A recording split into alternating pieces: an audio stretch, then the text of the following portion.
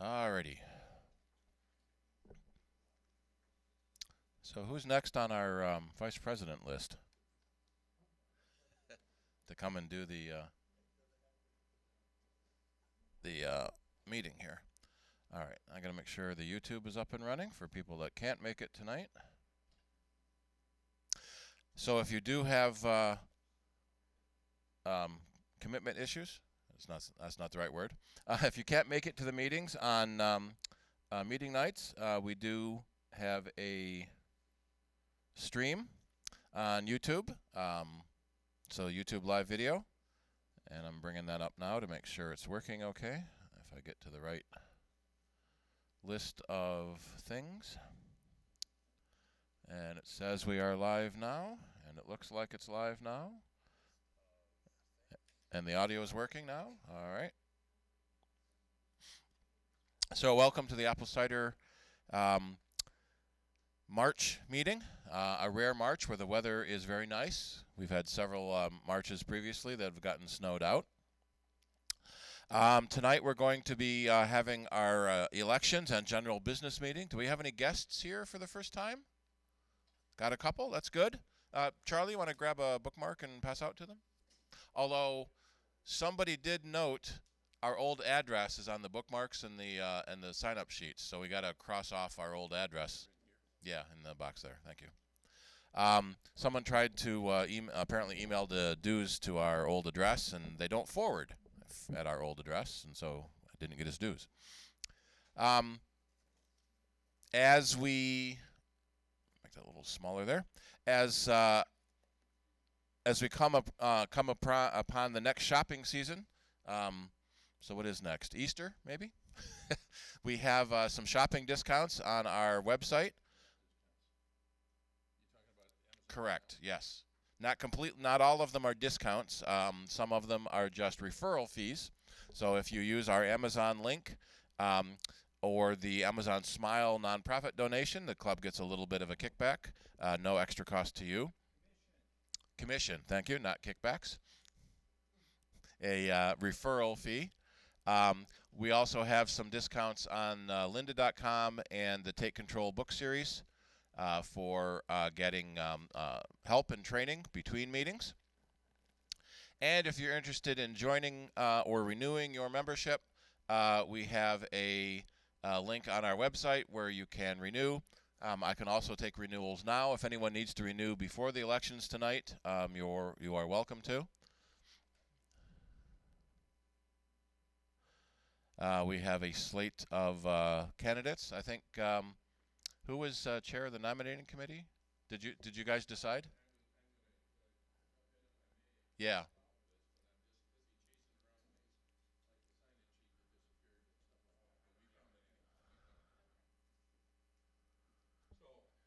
There's a mic there if you want to use it.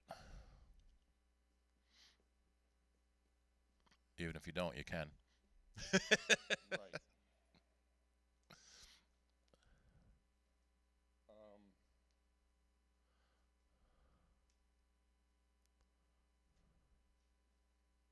So you did the intro and welcome stuff and things like that. Yep. That's nice. I don't know about the camera. I suppose there's a camera here, huh? Am I in this camera? Yeah, close enough. You can point the other way, and I'll aim. You can look at them, and I'll aim the camera at you. You're going to see the back of me anyway. Yeah.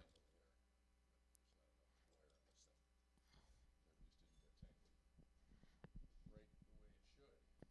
That's all the wire I got. I'm going to give this to you.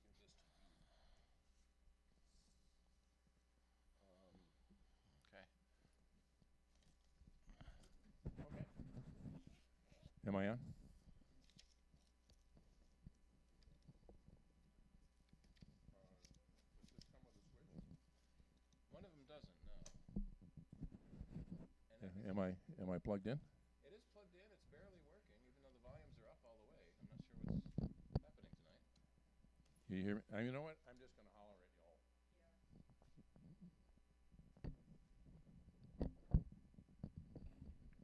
It'll pick up the sounds from. You got to get real close to it, which you shouldn't do these days. I know, that's exactly what it. So you've done the intro. So, did you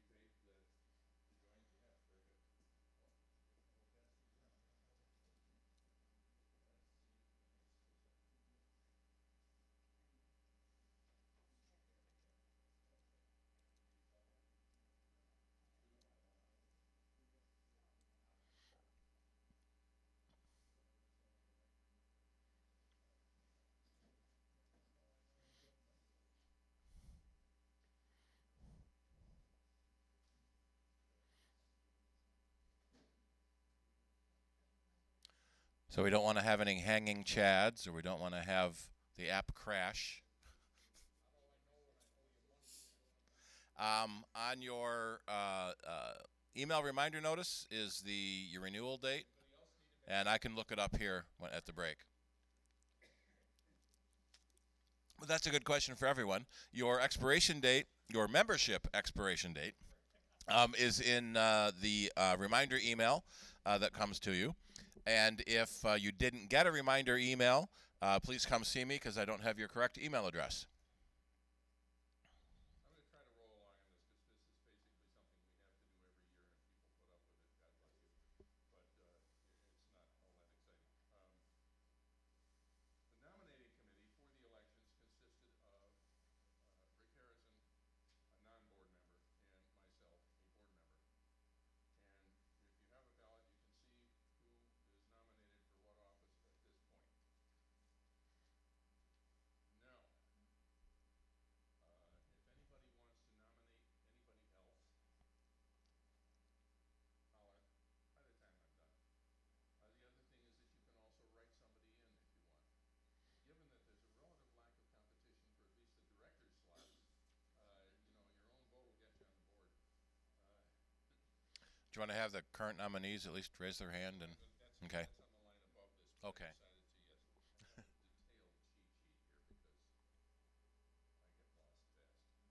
yes. I have a detailed cheat sheet here because I get lost fast. So anyway, the candidates for president, Shirley Ray. Do you want to say hi, Shirley? She's been with the club a long time, has done a whole bunch of different things, director, secretary, and so forth,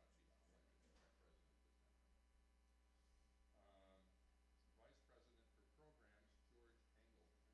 Hi, George. If anybody wants to, make any remarks when I name them, feel free to do so. George has been a huge contribution to this club in our program stuff this past year. VP for publicity, nobody's in that position right now. We don't have anybody nominated for it. But you're open to candidates. It's open for candidates if you like that way of saying it. Otherwise, we basically, kind of kick it around amongst ourselves on the board meetings. The board meetings are open to anybody who wants to visit. You do not automatically become a member, but you can if you want to. Treasurer, Steve Ray, who's been doing this for years and years really well. Secretary, me, and directors, Carol Areno. Carol's there. Bob Hoey, who's behind her. And Ken Schultz. Still good with that, Ken? Pardon me?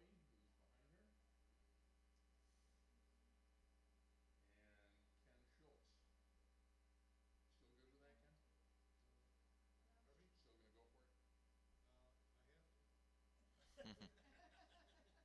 Yes. You have to until you say no. So yes, you have to. Very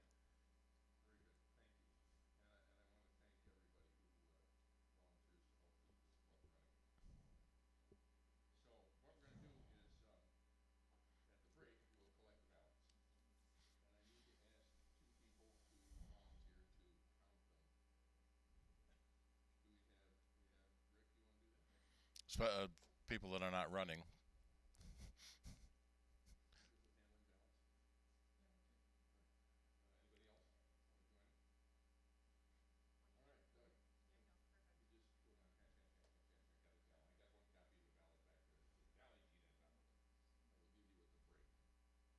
hash. I got it down. I got one copy of the ballot back there. The tally sheet on top of it. I will give you at the break. And then what we do now is we do a president's report and then a treasurer's report, and then we suspend the meeting and have the break during which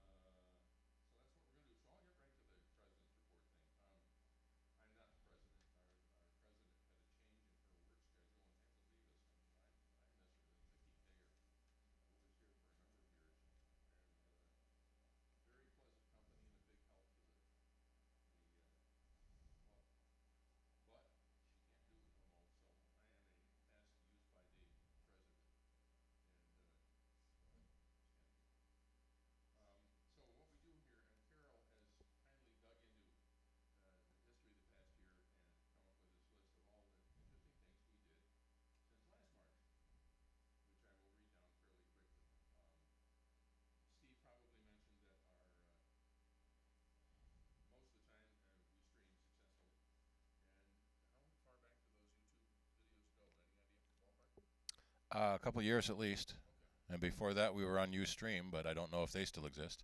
Right, right. So, I mean, if when I read these off, something hits you that you either weren't here for or would like to look at again, that's where to find it. All right, in March, we had our annual business meeting, elections, yada, yada, yada, and the Consumer Electronics Show with Todd Bernhardt. In April, George Engel did iOS iPad graphics on the Jeep, and also what makes a good photo. May, what makes a good photo, part 2 with George. That was a bunch of fun, and the amazing close-up shots of like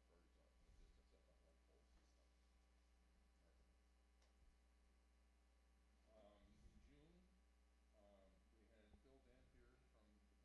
In June, we had Phil Dampier from StopTheCap.com talking to us about the politics of the cable industry, including internet service providers and options for cord cutting.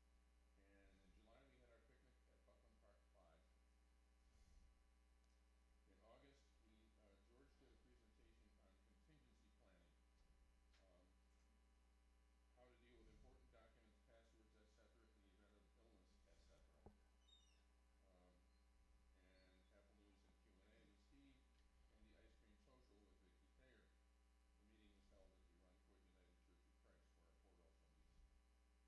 Cream Social with Vicki Thayer. The meeting was held at the Runcorn United Church of Christ, where our board also meets. In September, Steve did backup strategies and an overview of the announcements at Apple's special event. October, Moondog Labs presentation by Sean Connolly and Scott Gahal discussing their anamorphic lenses and associated accessories for shooting movies with an iPhone. And that was a bunch of fun, and we passed all the legal decimals around and stuff like that. November, we had genealogy software on the Mac with Marion Henry of the Rochester Genealogical Society.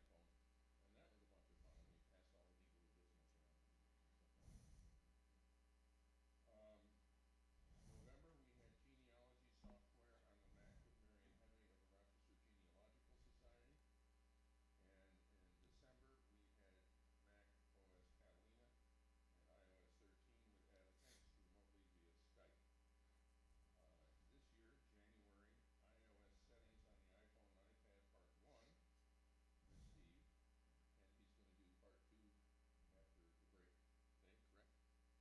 iOS 13 with Adam Finks remotely via Skype. This year, January, iOS settings on the iPhone and iPad part 1 with Steve, and he's going to do part 2 after the break. Dave, correct? Yep. And then in February, Todd Bernhardt was here again to talk about the Consumer Electronics Show and give away a bunch of little stocking stuffers to happy people. So if you missed anything last year, no. You can go back on the YouTube stream and find it. Mercifully, I believe that's the end of it for me. And Steve, you can now do the treasurer and quartermaster report next time, please. Yeah. So it looks like we have 84 meetings in the playlist of CIDER meetings. So the past 84 meetings, if someone can do the math real quick. How many months is that? Or years? About 7. Yeah. Alrighty, so let me bring up my treasurer report.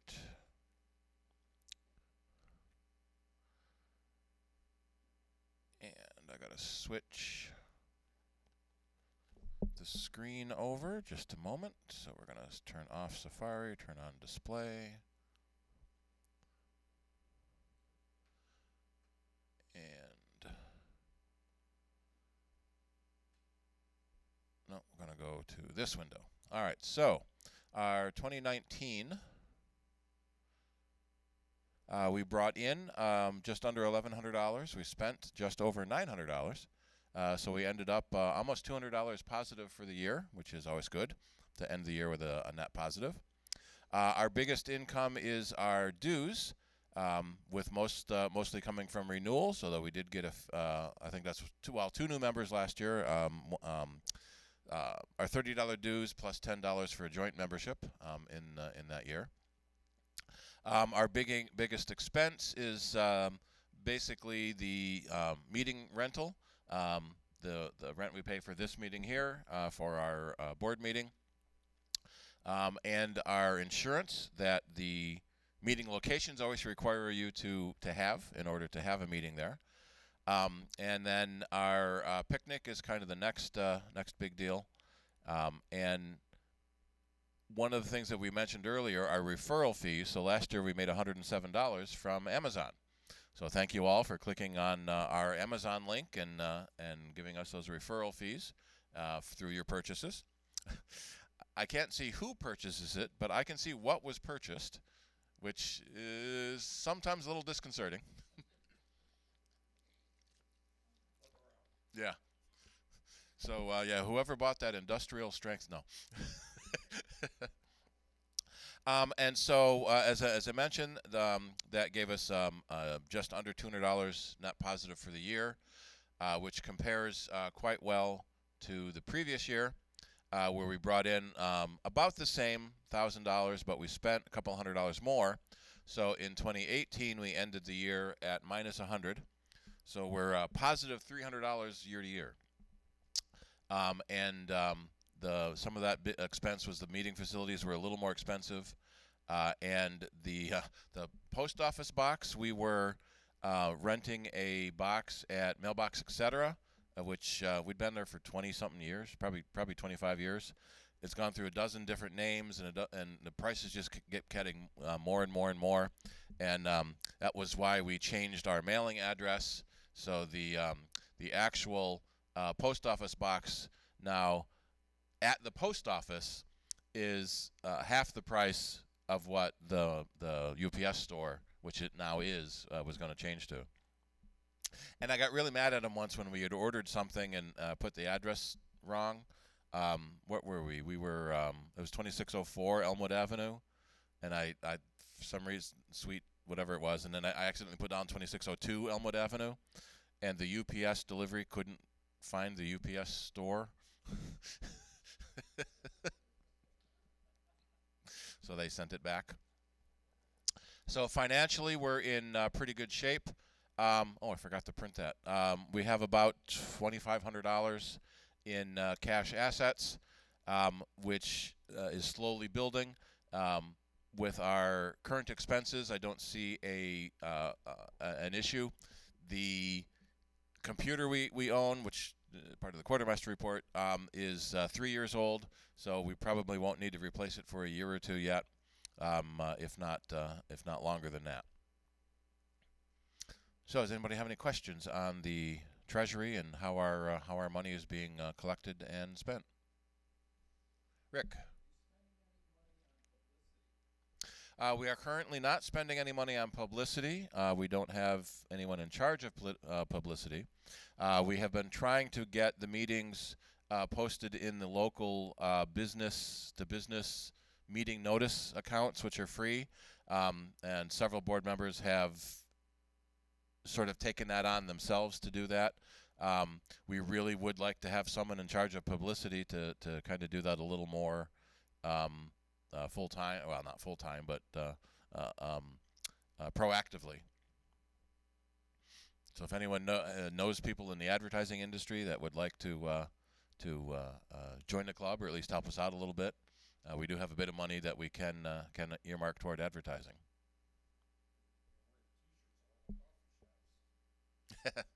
We used to give away printed newsletters back in the early days at all the computer stores and libraries, and then we stopped doing the printed newsletter.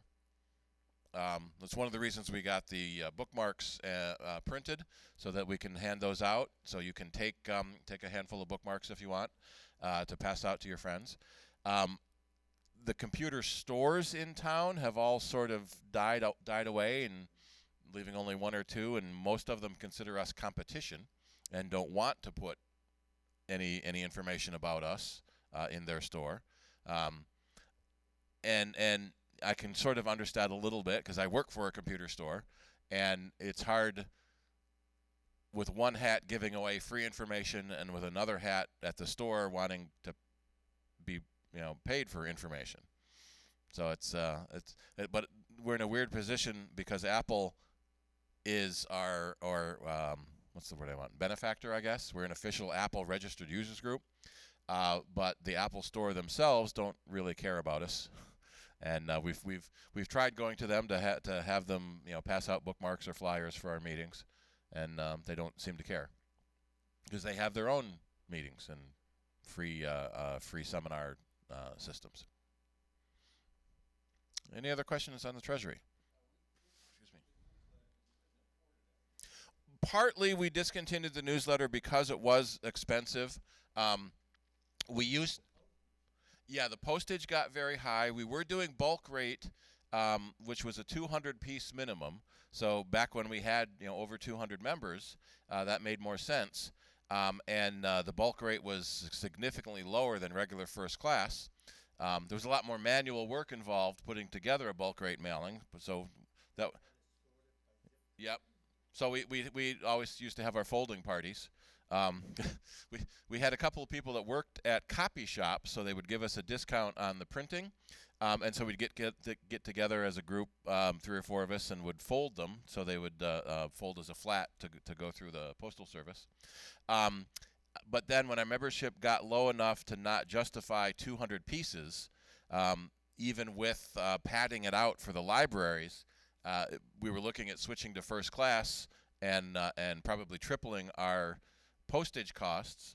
Meanwhile, the printing and duplication costs were going up and up, and we were having trouble finding people that were willing to edit the newsletter, and they were having a hard time finding people to write articles for the newsletter. And so, sort of along the way, the internet was getting more and more popular, and it's the same thing now we see in the print magazine world. There aren't many print magazines left. Most of them have a 3 or 4 month lead time, so by the time you read something in print, it's 4 months out of date. And so reading stuff on the internet is more popular. We were posting articles from other users groups. That was a big thing. So George is kind of taking that now, posting that to the mailing list. If you're not getting the emails from George that come from other users groups, let us know. We can make sure we get you on his list.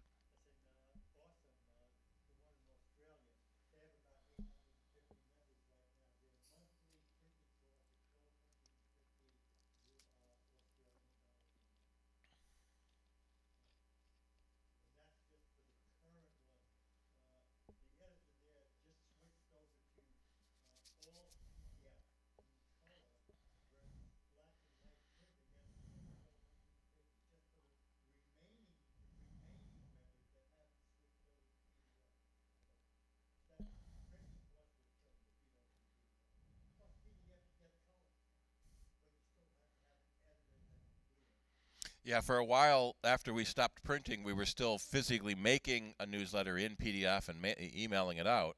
Interject something here. This is all good stuff. I'm not putting it down in any way. But the problem with anything like that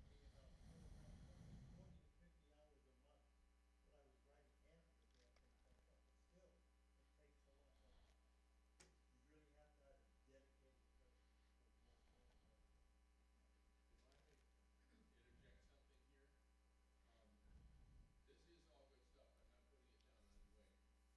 I appreciated that.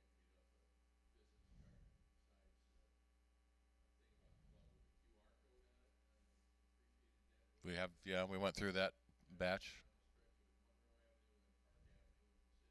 to put them out in businesses. And a lot of them accepted it, but I mean, they were small. And tried to make it as obtrusive as possible, but we didn't get any money from that type of thing. I did go to the Greece Library because that's where I live. And they put one up in their display case at the entrance for a while, but they have their couple problems. One is that they tend to want to have just stuff from their own town. And we're officially, at least on our application for the space here, we're in Rochester, although we come from all over the county. And the other thing is that they only leave it up for a certain number of weeks or something like that, and then poof, it's gone. So it's not easy to do, but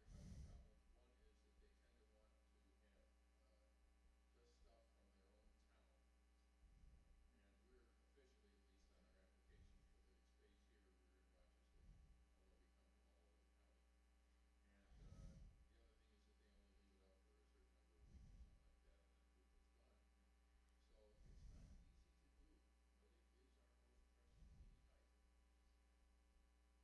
Yep. Well said. Ideas by all means. Oh, Now the that, other thing too, besides the board meetings, is that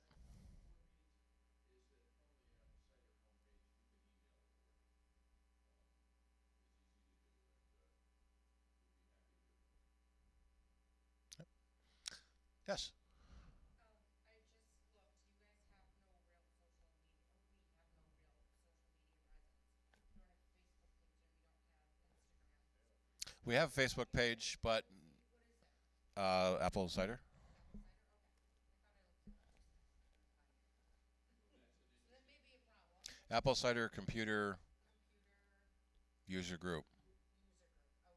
Apple Cider Inc. is the short name. But pardon? Well, it's a very similar subject. We don't have anyone to run it. Well, the problem is, it's not, but it's not a Facebook group per se, right? It's a Facebook page, am I correct?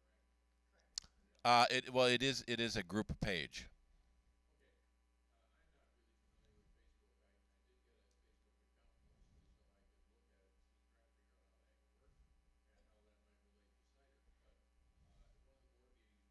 from Apple Cider, Incorporated to Apple Cider Computer User Group, partly on the idea that if somebody used a search for a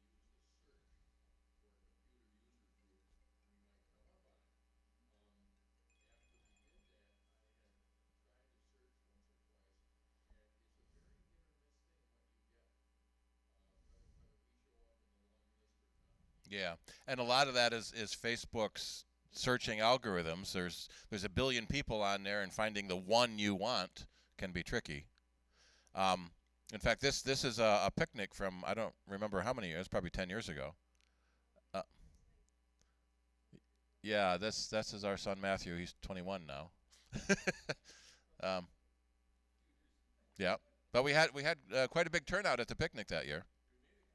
We made a couple of changes, one of which was that we have been listed as a business Yeah, because of the Apple Cider Inc. People might have blown right by that when they were looking for something more like what we are. yeah. So that's why we got rid of the incorporated, and I believe We changed it to education. Yeah, community something or other. yeah, And but the problem is, the way Facebook works, it's still when you get into the about section, it still says something about description of business. yeah, That's one of your only choices. yeah. Company overview.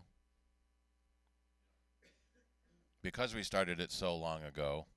In fact, we got caught in their real name policy because we started the page as Apple Cider. First name Apple, last name Cider.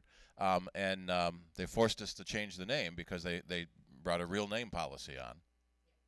So we started it before they were groups. You had to join as a person. Or as a business per se. Yeah. That's what you mean. Okay. Yep. I don't need that.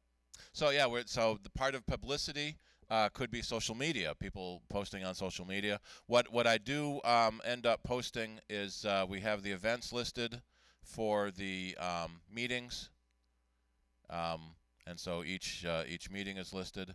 And if I find our posts, we post the YouTube videos up to the meeting. So we've got February's video is posted. Oh, and that's an interesting shot to end on. That's my office. We were talking about home security cameras, and then I brought up the security camera at my office. We were part of meetups for several years, and it got too expensive and didn't generate as much publicity as we thought.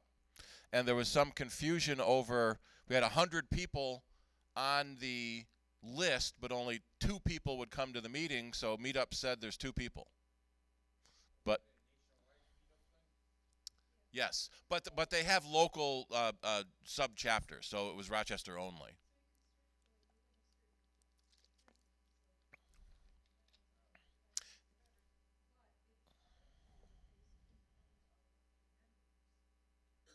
Right, the number of members, and it's free to sign up, and so our price kept getting higher and higher and higher.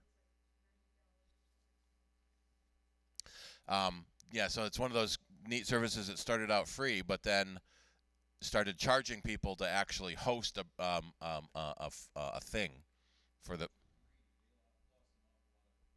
Yeah. And now it almost looks like Nextdoor has kind of usurped Meetup a little bit for neighborhood events. But Nextdoor is even smaller neighborhood groups. Alrighty, any other questions on the Treasury? We sort of branched off of there a little bit. In my other hat, I am considered the quartermaster. Oops, let me make this a little bigger. And I keep track of our physical assets. Excuse me. So our main physical asset is the computer and our PA system with our mics and stands. And then we've got the coffee pots and all the carry tubs. We used to end up carrying a whole lot more stuff, and have been paring that down to make it easier to carry and store. In the early days, the presenters would end up using their own personal computer, and then at one users group conference, we actually won a computer. It was a Performa 6502, I think, which was one of the all-in-one CRT computers, and so we started using that for our meetings. And then when that got too old, we thought, hey, that's a kind of neat idea. Why don't we buy our own computer for the club? So the club itself owns the computer that we do all the club projections on.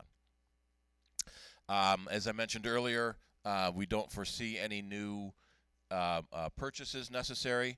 We've been using I forgot to put the projector. We do have a projector that was donated by past President Erwin Wagman. Dottie passed. Members that have passed, Dottie and Tom and Erwin and Carol. Is Bob Hoey here? We can get to you do you know any more? No. Okay. Past President Carol Gack passed away last week, 2 weeks ago now, and unexpectedly died in her sleep.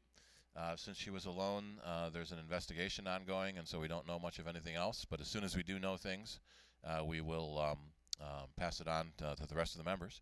But since we've been meeting in this room, we've been using actually in the forum room too, we've been using the school's projector, so we haven't needed to use our projector.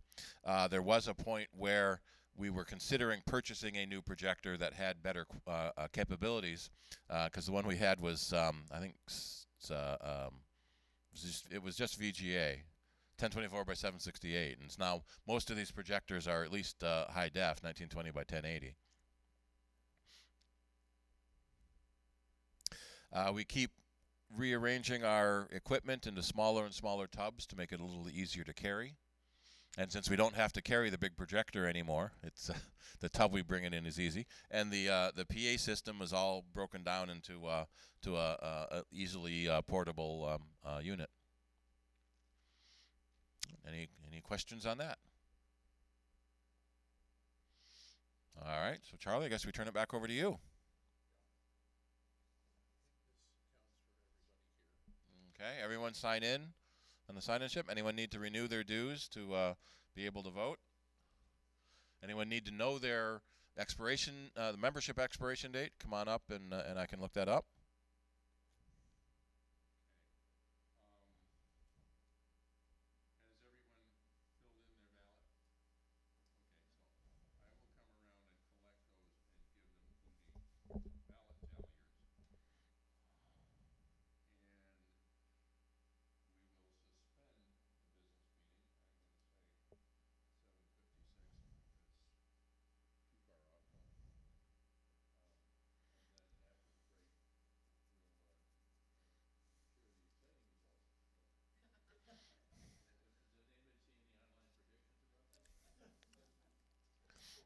Anyone running odds?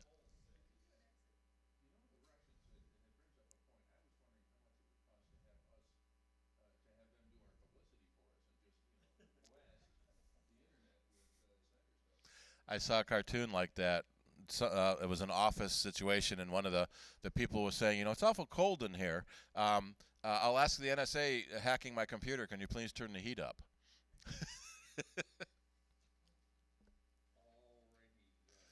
All right, so there are restrooms. There is one in the back if you go through the kitchen all the way to the back wall, or you can go to the other restrooms down the hall. You take the second hallway.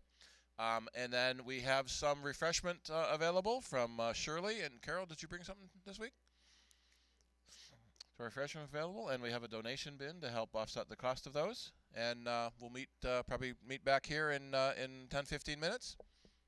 Probably 15, 20, the way things usually work. And if you do need your dues renewed, I can take a look at what your expiration date is. So thank you. Your membership expiration. There's a Isaac Asimov story.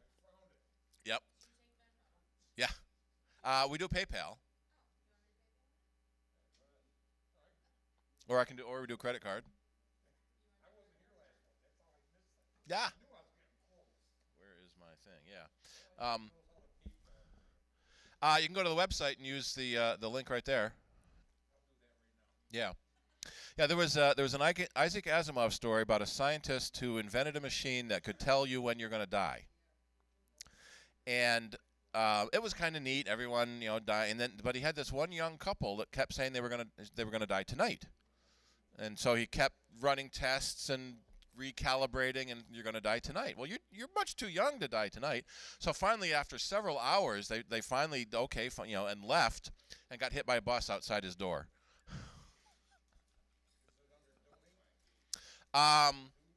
Dues. Under membership. Yep.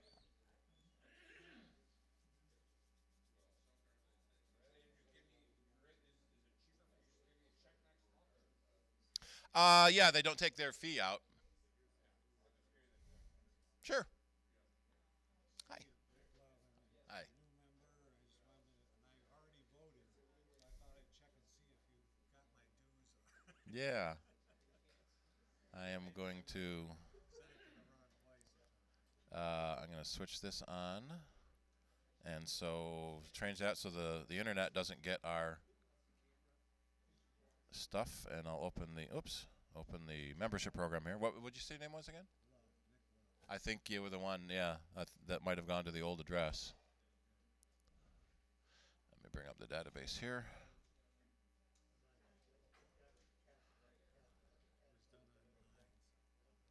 Well, online I would have gotten right to me. Yes, I did get that.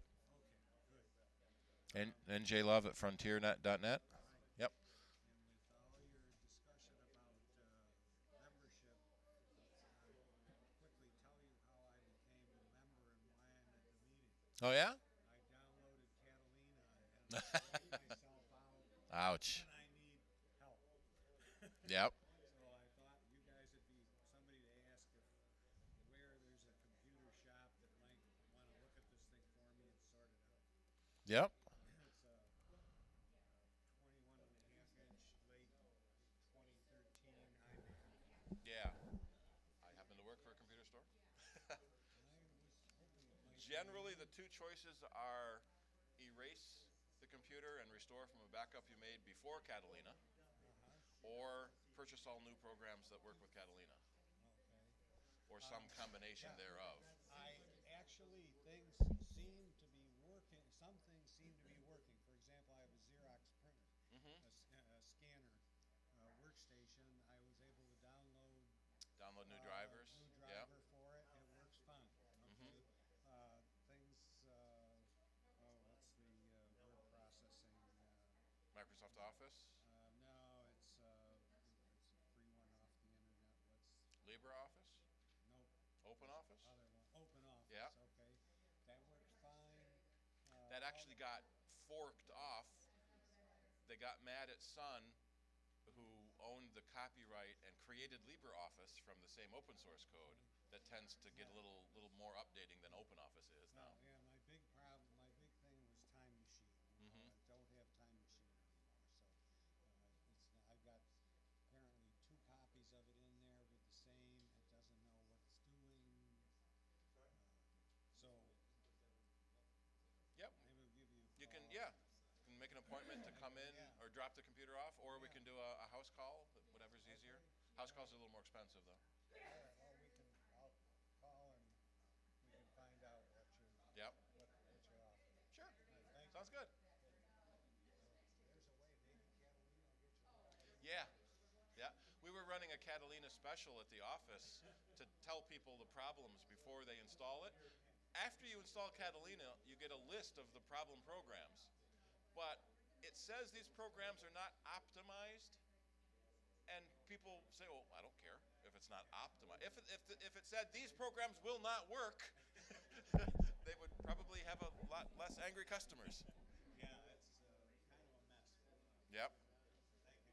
Yep. I want to tell you that I went and got the extended Apple Care Plus Oh, good. on it. Now I talked to two different people and got two different prices. So you went with the lowest one, right? Because that was the higher one when I actually went on. And it turns out it's because this is the plus. The plus size versus the regular size, Right. yeah. I did tell them.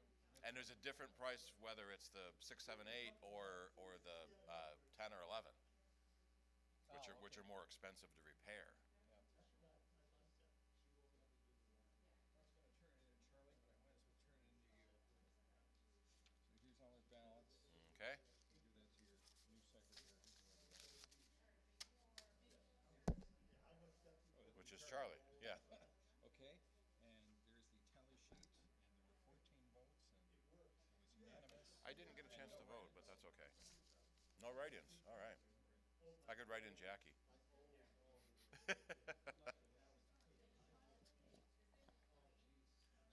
Which way am I gonna go? Let's go. Let's go this way. Yeah.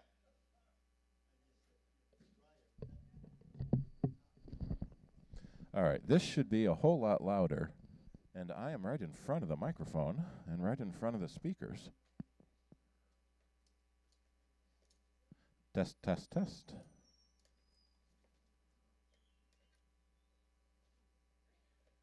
Test. Oh, there we go. That's a lot better. That was one side. Was the other side working? Test, test, test. Okay. So that speaker is not working. Maybe that one's working. It's not as loud as the other one was. Maybe it's not plugged in tight. Test. Okay, that's good. That's a lot better.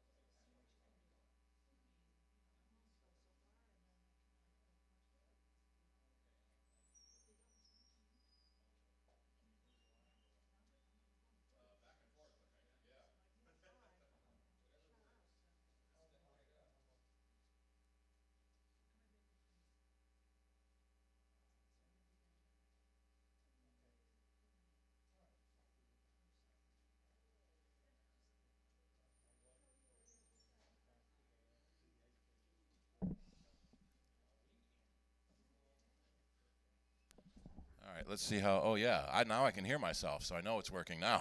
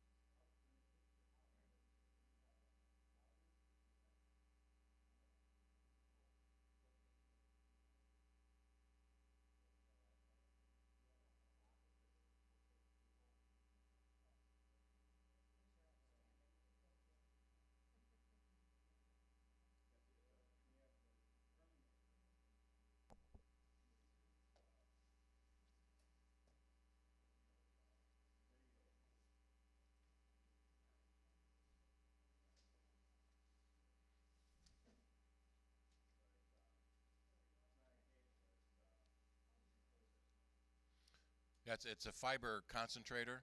So fiber comes in, and a little box has an Ethernet jack on it for you to plug in your existing router. What's the speed of the newer time capsule as opposed to the older one?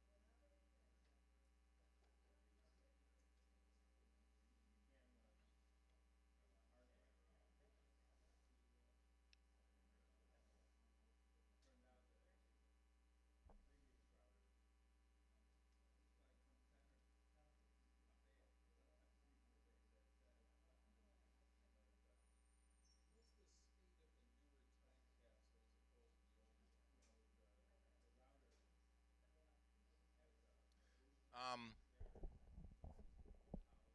well, why don't we? Shall we get started? It looks like you have a giant cigarette there. You might as well get started again. We've started answering questions anyway. And I'm trying to get my air server to work.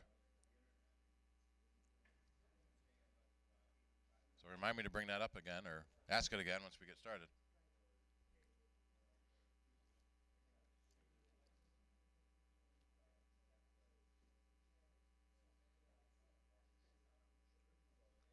And I'm trying to get my air server working so we can bring up the information on the screen.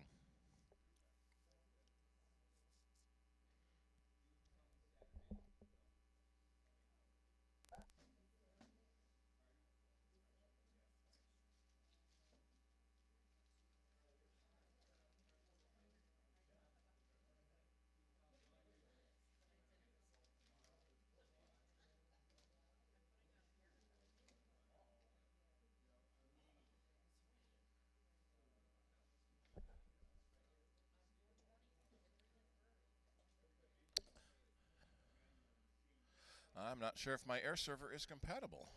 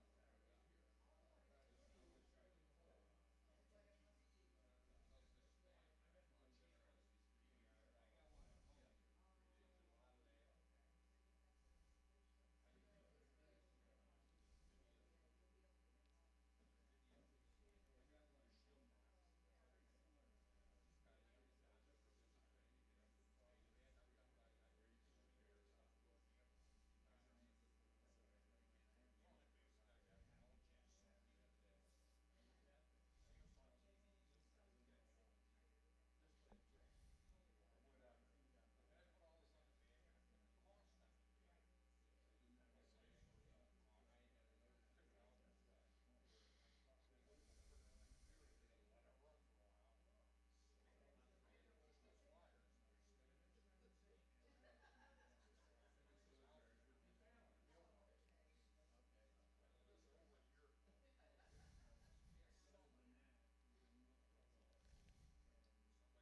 All right, I have paper clips. I'll give these to Shirley for your basement. What is Rick's last name?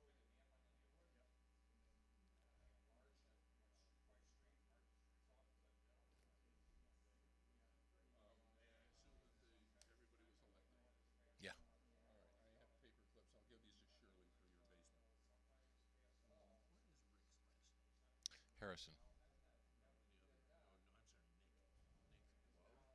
Yes. Is he a past member? I don't believe so. Okay.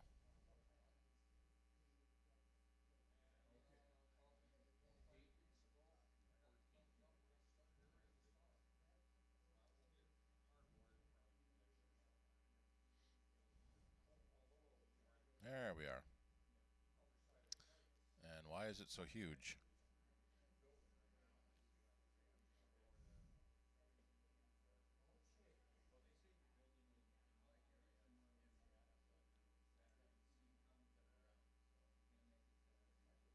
briefly resume the business meeting. I'm going to We got the mics working. One of the speakers wasn't plugged in tight and That's good for was me. confusing it. I'm working too. Frankly, the only way I can, do not have a lot of experience using microphones. The only way I can be sure that I'll be heard properly is if I'm close enough and I'm practically clicking. Now is not a good season to lick microphones. Can everybody in the back hear okay?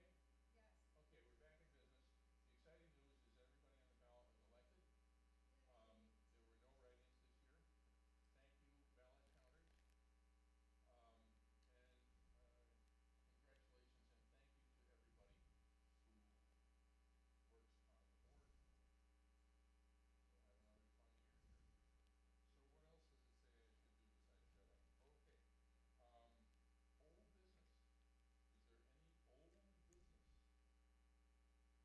Okay. Old business. Is there any old business?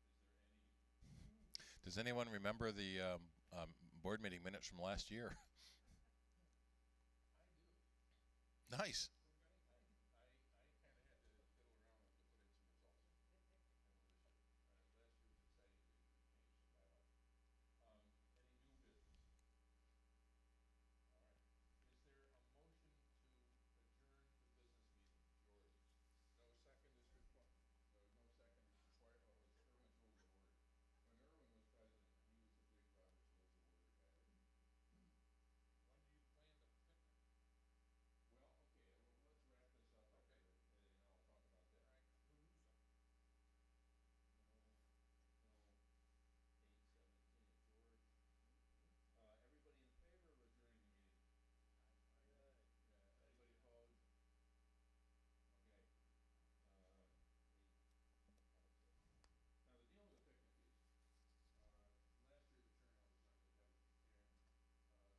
that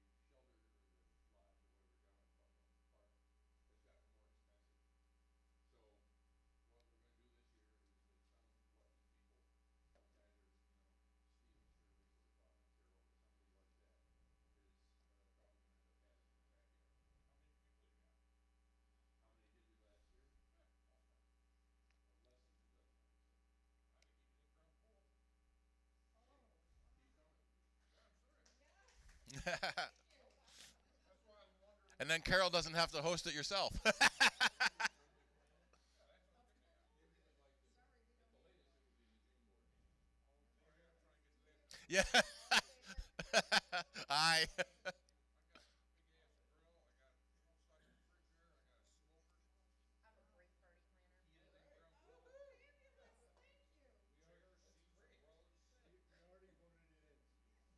All right, so the June meeting you said? Well, the June board meeting, That's it what would we be the got. latest June we could do board. it, but we'll talk, bring it up again Yeah, at okay. the May general meeting, okay? So Yeah. It'll be in I'm not July. going away, you said you just turned a motorcycle on. Yeah. Yeah, you can keep me posted. Yeah, I But just. it's in June, right? Yeah. Yeah, the picnic's in July, but it needs to be planned in June. It's in July. Okay. The second Wednesday in July. Oh, Second okay. Wednesday in July.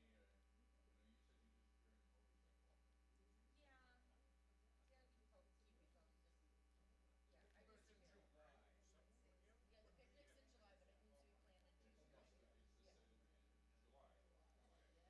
we're gonna have to do this year is, I'll need to talk to IUCC and see if we can meet there on Veterans Day, which is a Wednesday again this You year. have the picnic on a Wednesday? Yes. Okay. My house is open then. I just Very got good. my calendar for July 8th. Are we all set? Yes, I am. If there's nothing else going on, I'll go away. And Steve? All right. iOS. Thank you for that. Thank you, Charlie. Thank you, Charlie. All right, I need to get this out of the way temporarily. Okay. And then I can get this out of the way. And then I need to turn this back on. All right, so during the break, Rick had a question on the airport time capsule about the speeds. Stop that. I don't want the source code. So the airport time capsule was a really cool device from Apple, and we're a little annoyed they discontinued it. Oh, they're still selling refurbished ones. That's kind of nice. So the time capsule, there's a picture, was the airport router that had a hard drive built in. And so it was great for network backup, especially laptops that tend to roam around your house, you didn't have to remember to go plug your backup drive in to make it back up. And the concept is network attached storage, or NAS, NAS for short. And the airport time capsule worked really, really good with Time Machine. It published itself to the network. Time Machine could see it, no problem, and it would very easily work with your Mac, and also work with Windows machines too. So it didn't care. Apple discontinued it recently, and so you can do network attached storage from other companies. You can host a hard drive on like an iMac that just sits on their desk to be able to back up your laptops easily without needing to plug in. Charlie? Sure. But it's not as easy as the time capsule used to be. So the latest generation of airport utility of airport Extreme and airport time capsule was the tall tower, and that was the 802.11 AC. Where is my? That's the only pictures they have. One too many, Charlie. So that was the tall tower, 802.11 AC, and it used the AC Wi-Fi, which is now being called Wi-Fi 5, and that was 1,300 megahertz maximum transmission speed, if both ends had AC and both ends were close enough. Prior to that, they were flat time capsules, and that used the N Wi-Fi N standard, which was 450 megahertz, and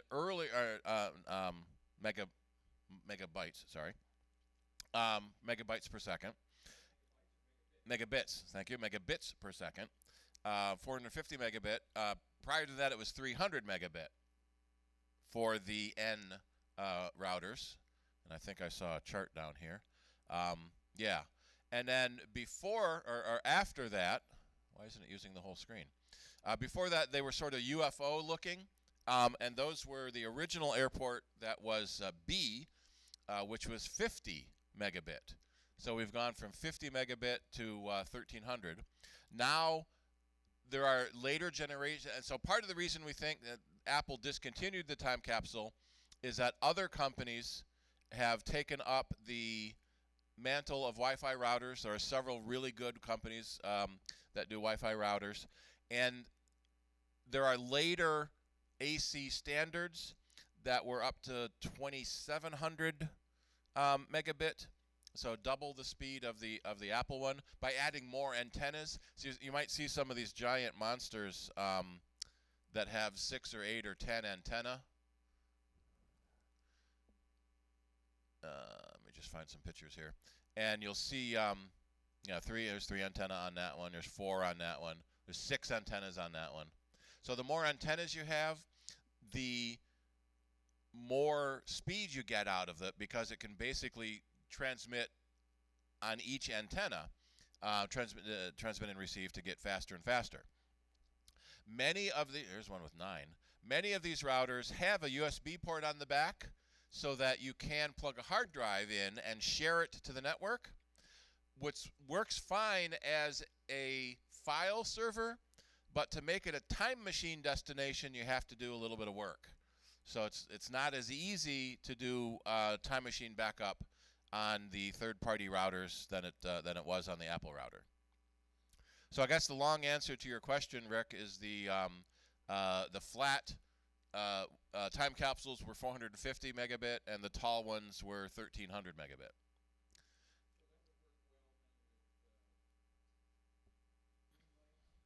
Yeah, so Greenlight is 500 megabit. That was one of the big things. In fact, Bob ran into that with his first Greenlight.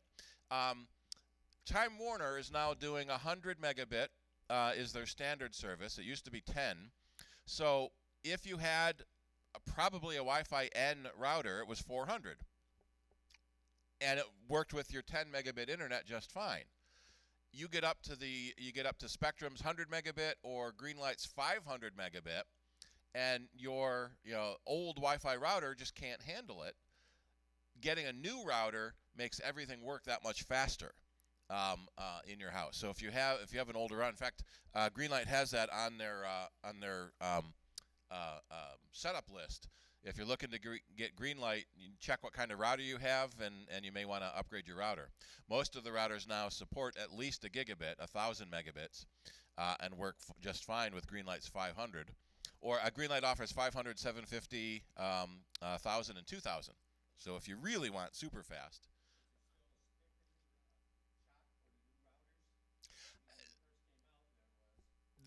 So sticker shock on the routers. There are cheap routers, and there are good routers. Part of the issue is that there's a new Wi-Fi standard it's AX is the letters, but it's now becoming called Wi-Fi 6. So we have all these competing numbers, where we've got cellular 5th generation coming. We have wireless 6th generation coming. Many people in their Wi-Fi see 2.4 or 5. In fact, a lot of the Wi-Fis are called 5G. That's 5 gigahertz transmission speed. That's not 5th generation networking. So between Wi-Fi and cellular and computers and phones, everything is all jumbled. In fact, if you go to your Wi-Fi menu on your computer, if you hold the Option key down, it will give you a lot more information. So right now, my computer is connected in N mode, and I'm getting 130 megabit, which is kind of slow considering the router is right behind me. So that's probably why the radio has to go through me, and it can't. But 130 is pretty fast for what networking used to be. In fact, one of the reasons I've got the wire plugged, so I'm getting 1,000 on the wire. And that sort of brings back that Ethernet is much more efficient. Wireless is more convenient. So if you can run a wire from your router to your computer, that's going to run a lot better. Especially when you're doing a network backup. If you can back up over Ethernet, it's going to be significantly faster than backing up over Wi-Fi. Especially if by that first backup where it does everything on your computer and takes forever anyway. So that's quite often an overnight thing. So our router we have here is only an N. So even though this computer has AC in it, the router is only N, so that's all it connects at. But since our internet service is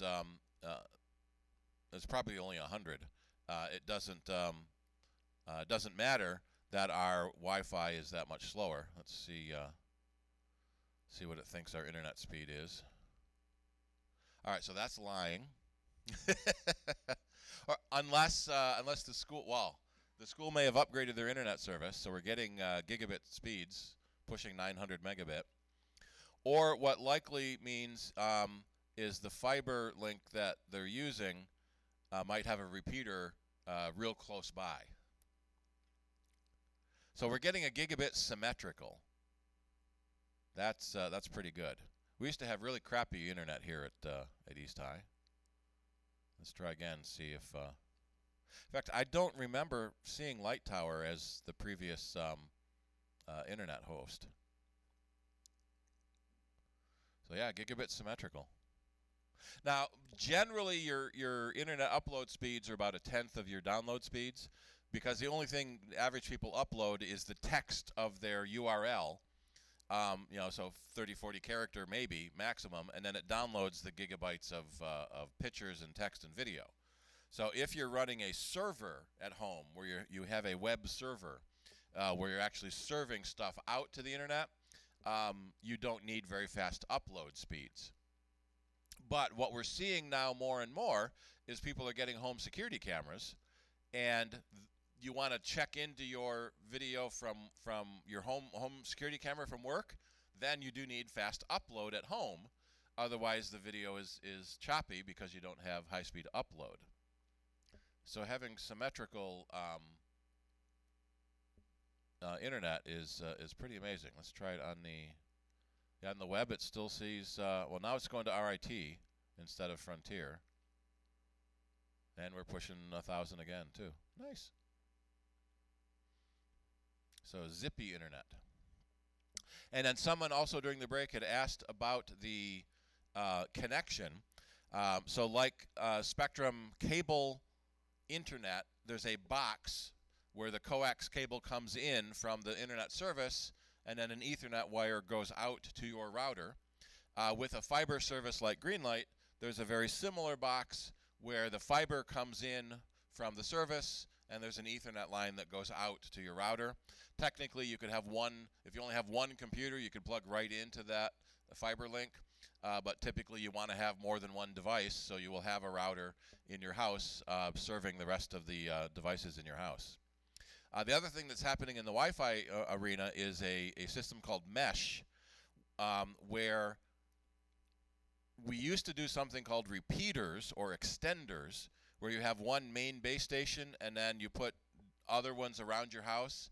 So if you have a lot of walls to get through, or you have a larger house, what typically happens is when they run the internet to your house, they come into the one outside wall and put your router there. So then it's got to go through the whole house to get to the other end. And if you're just lucky enough, the router comes in at one end of the house and your office is at the other end of the house. And if you have to get through the kitchen with all that metal in the middle, that's a problem. So it would be best if your router's in the center of the house, which it's never conveniently wired to do. So with mesh systems, with extenders, so say you had this Wi-Fi N, the 300 megabit network, and you put an extender on, it gives you 150 forward and 150 back to the previous network. So every extender you got slowed everything down farther. The new mesh networks have different bands, so they have multiple bands and they have multiple frequencies. So you get the full speed going forward when it creates the back channel going back to the previous network. And so the Eero Mesh or the Google Wi-Fi, Netgear Orbi is another one of the popular mesh routers. Generally speaking, they're a couple $100 a piece. So they have a 3-pack is common, where you have one base and then 2 satellites. Be really wary of these super cheap routers. Okay, we won't go there. They're too cheap. It's called Range Max, but it's only an N, so it's N600. So you're gonna. It says dual band. So on the 2.4 gigahertz band, you'll get 300, and on the 5 gigahertz band, you'll get 300. So it's not really that fast. I wouldn't trust anything that cheap, basically. And what's interesting is, so here's a $50 Netgear one, here's a $600 Netgear one. I like this one because it looks like a Tidarium shuttle from Star Wars. Yeah, AX is the new standard, so that's 11,000 megabit. And it's also being called Wi-Fi 6, because no one can keep track of the letters anymore. Technically, so we went, the first wireless was A, and then it was a B, and then a C, then a D, then an E. We went all the way wrapped around. When we got to Z, we went back to AA, AB, AC, is we're on now. Then they wrapped all the way down, we're at AX, and then they're going to have AY and AZ, and then have to go to AAA. So they've run out of letters, so that's where they're going to change it to numbers. But just like 5th generation cellular, there aren't that many cell towers that do 5G. There aren't that many phones that do 5G.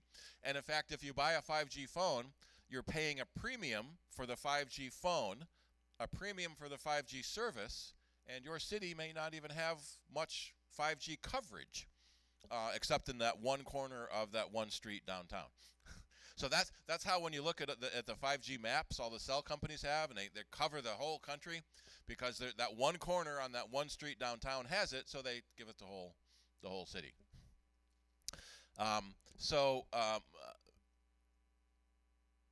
Getting wireless through the rest of your house is common now, having more and more devices. It used to be you'd have 1 or 2 devices. You might have a desktop and a laptop. Excuse me. Now, mom, dad, and the 3 kids each have a desktop, a laptop, a phone, and a tablet. So it's very common now to have 20 or 30 devices. Then you start adding your smart devices, your home security cameras, your smart thermostats and whatnot. So you might have 30 or 40 devices on your network without realizing how much stuff you have on your network, which is kind of interesting. All right. So Any other questions? We'll do some Q&A before we get into it. Dave.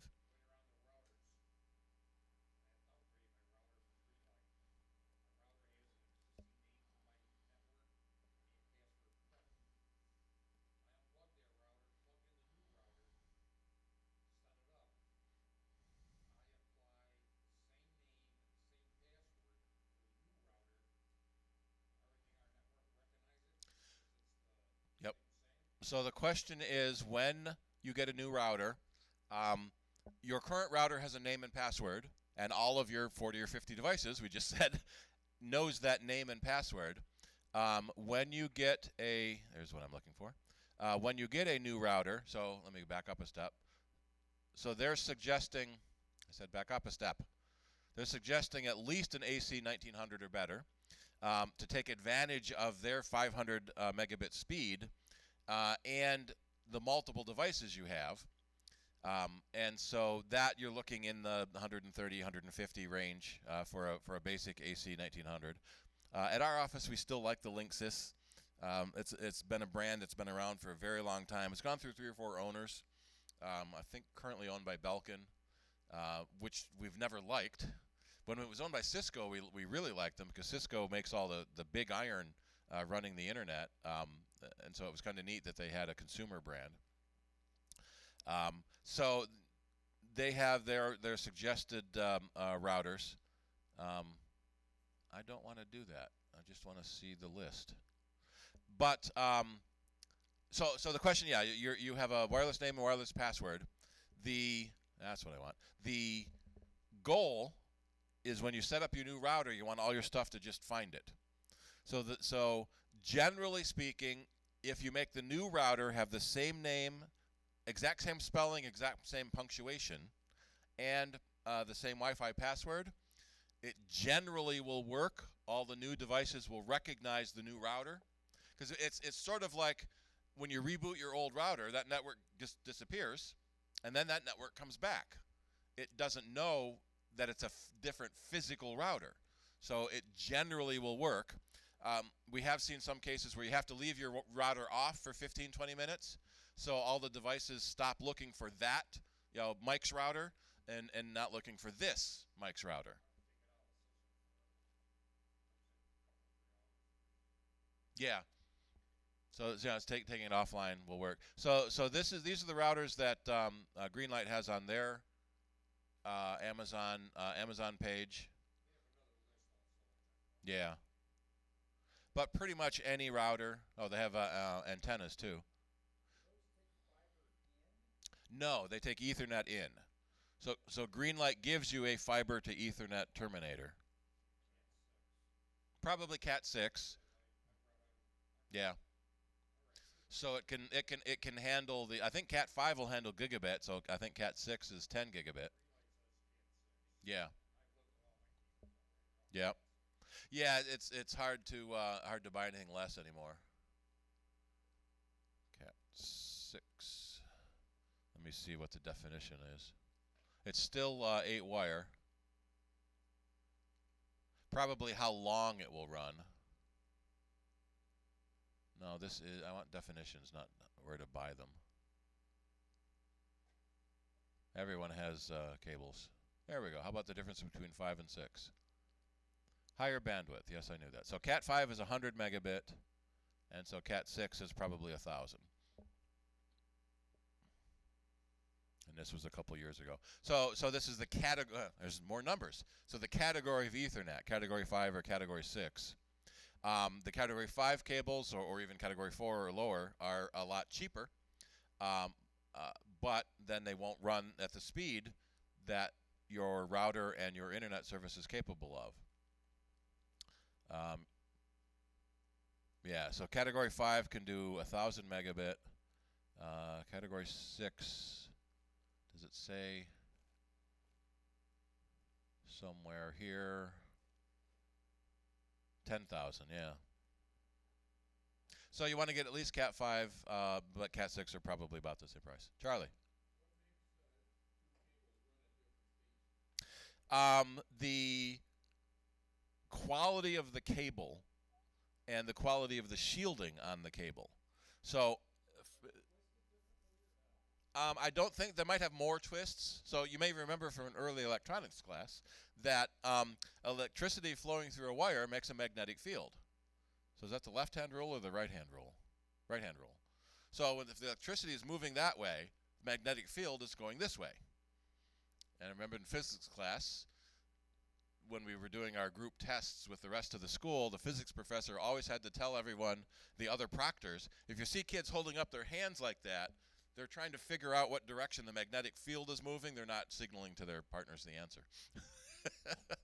And then he got really embarrassed one day when he says, everyone has a right hand they can look at the rule with, except one kid raised his stump and said, I don't.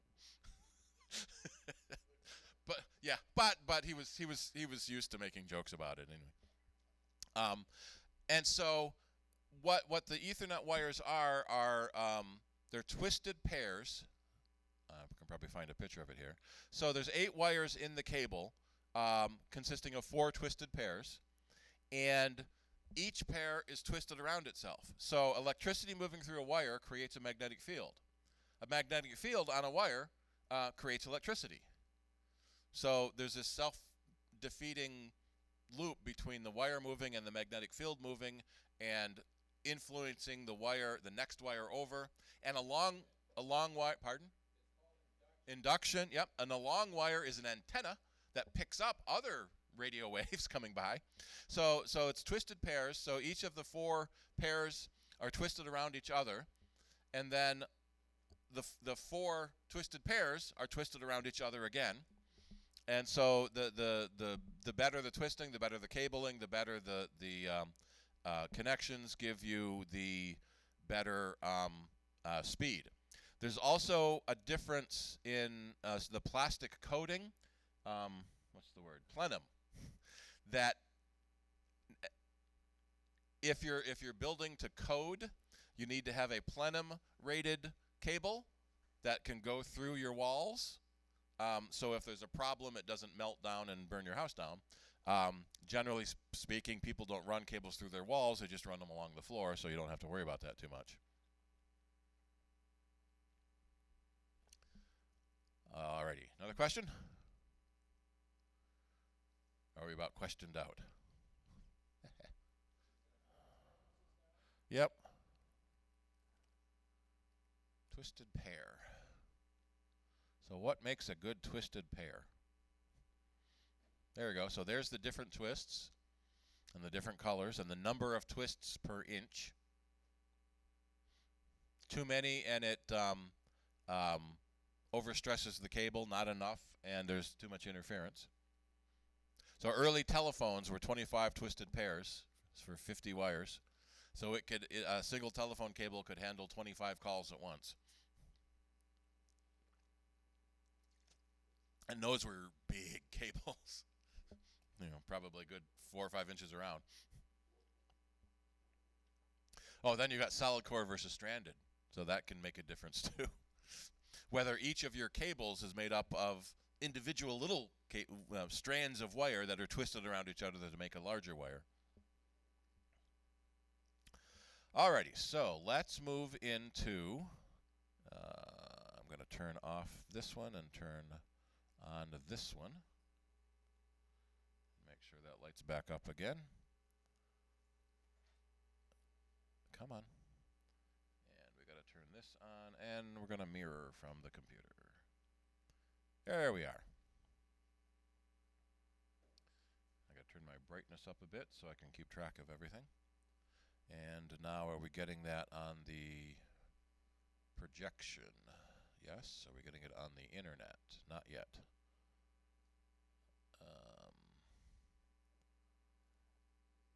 Display capture.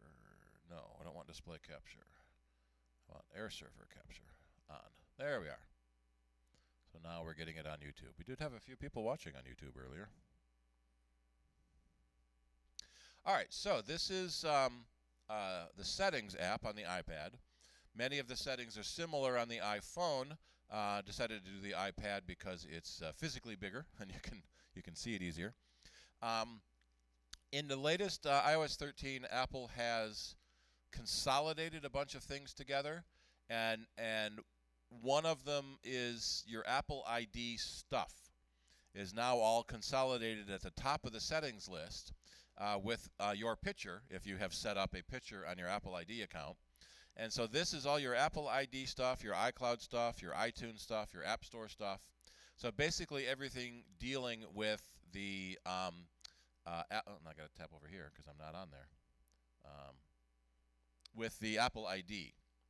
And so this is where you can add a picture to your Apple ID. If you tap on your picture icon, then you can take a photo, you can choose a photo, browse through photos you already have. So you can add a photo to your ID, which also then adds it to your contact list.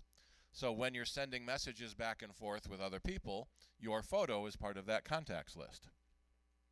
This is also where you can check your name, address, and email settings for your account. And I've had some luck changing your Apple ID from this window. So many people, your Apple ID is an email address, and if you change email providers, your email address changes. So a lot of people will end up making a new ID with their new address and then start getting asked for their old ID to update apps that they purchased under their old ID. So if you can help it, never make a new Apple ID. You change your existing Apple ID because all of your purchases are stored under your Apple ID. Movies, music, books, TV shows, apps, anything you get from the Apple online electronic stores are covered under your Apple ID. So if you get a new email address, you can change your Apple ID.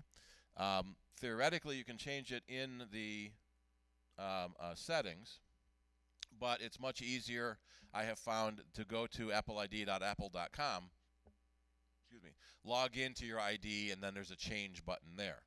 So you can change your ID to make it your new email address. If you do have multiple Apple IDs, there's no easy way to merge the purchase information together, but you can make a family. And so one of the options here is family sharing. And so with family sharing, you can share your purchases, your storage, you can share locations among your family, so you can track your kids, just don't tell them, your music and news subscriptions, so you can share your stuff with your family members. And you do that by picking one person to be the family organizer and then adding additional family members, either by sending them an iMessage where then they join your family, or if they're in person with you, you can add them in person. Or what's kind of neat is you can make a child account so that you can give a kid an Apple ID and give them an allowance. So say give them $20 a month to spend on games and music and stuff. So it's kind of a neat way to limit what your kids are buying. And then one of the things this does is it lets you buy something from one family member and then share that app or book or movie among all your other family members. Developers aren't a little too happy with that because it cut down on sales. Instead of mom, dad, and the 5 kids, buying 7 copies of something, they now only buy it once. Let's see. So the other thing that can be pretty important in your Apple ID is your devices. So when you get rid of a device, so you upgrade your phone, you upgrade your computer, one of the things a lot of people forget to do is sign out of your Apple ID on that old device. Apple has done something called activation lock on phones, and they have just added it now to computers, so that if your device gets stolen, even if the thief erases the phone, it cannot be used without your Apple ID and password. So it really cut down on phone theft when thieves realized they couldn't resell it. We still see occasional phone theft. Someone will come in and say, I just bought this phone on the internet and it's got someone else's ID on it. Well, that was probably stolen, and there's nothing we can do about it. And so it has really cut down on theft. But when you do sell something yourself, you need to remember to sign out of your Apple ID. Uh, yeah, even if you call Apple, and we've been hearing that they have cut down on doing activation unlocks. You need to have an original proof of purchase from an authorized Apple store. So if you buy something online, that doesn't count because anyone can make up a fake proof of purchase. And so it's really important that you sign out of your Apple ID. If the device dies before you can sign out of your ID, on this list of Apple ID on another trusted device, it has a list of all of the devices that are on your account. And if there is a device, so if there's a device there you don't recognize, you can find where that device is. So there's a find option, so I can find where my computer went, and you can remove it from the account. When a device is on your account, it has access to all of the information on your account. So if we go back up to here under iCloud, you can tell it to synchronize your photos and your contacts and your calendars and reminders and all this information. So if someone else has your device, they may have all your information too, because it's still on the phone until the phone is erased. But theoretically, your phone has a passcode lock on it. So even if someone gets your phone, they can't get to your stuff without that passcode lock. In fact, there was something the police were doing. What did they nickname it? Oh shoot, what was it? Phone mugging, something like that. If they wanted to arrest someone, a suspect, they didn't want to have to get a court order or some way to get them to unlock their phone.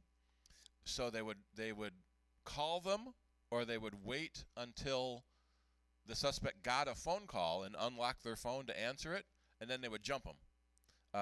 So it was phone jacking. So they would jump them when the phone was unlocked. So then while the phone is unlocked, they can get all the data off of it they want. Yeah, so two-factor is a security precaution. So if you sign up on a new device, it will send a code to one of your trusted devices. So if you get a request for a login code and you are not trying to log in, someone else has your credentials. In fact, they probably have your name and your password, because that's when the two-factor code is sent. Your Apple ID is an email address, so that's pretty well public.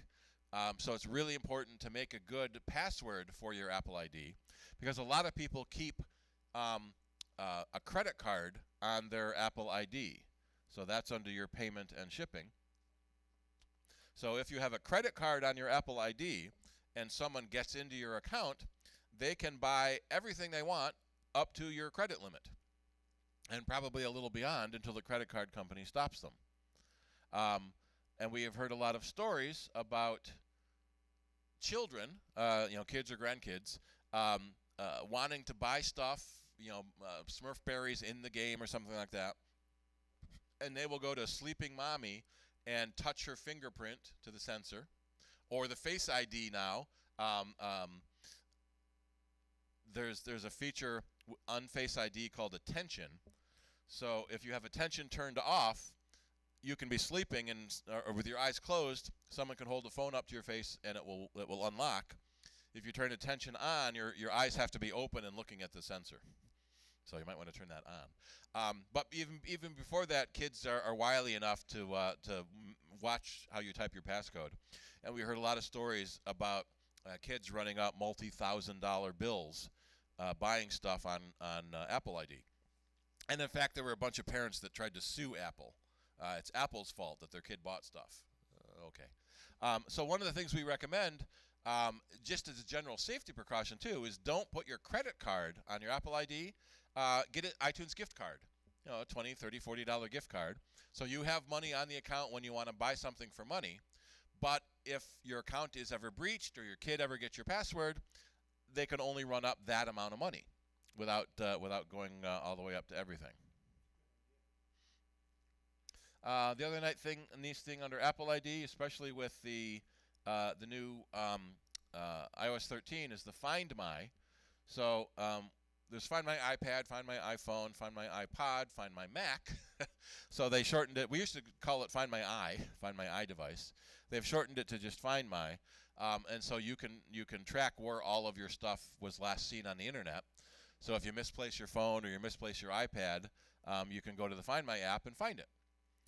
And sometimes that will help you just realize, yes, you brought it home and then you left it in the car versus you left it at the office. So, yeah, there's a lot of rumors about an Apple tag similar to the Tile tag, where you can put this little electronic device on your stuff and it becomes part of the Find My service. So you can put it on your pet, you can put it on your wallet, on your luggage, and be able to track that stuff. In fact, Tile has already sued Apple. Um, um, the product isn't even out yet, but there's some code that people have seen in betas that indicate this is coming, and Tile is trying to sue Apple for restraint of trade, because you're going to ruin our business. If Apple has one of their own, no one's going to buy the Tile one. Yeah. Yep. Question in the back? I'm on Find My, Mm-hmm. and my location, it states Doug's iPod Touch, which is my little iPod Touch that I use.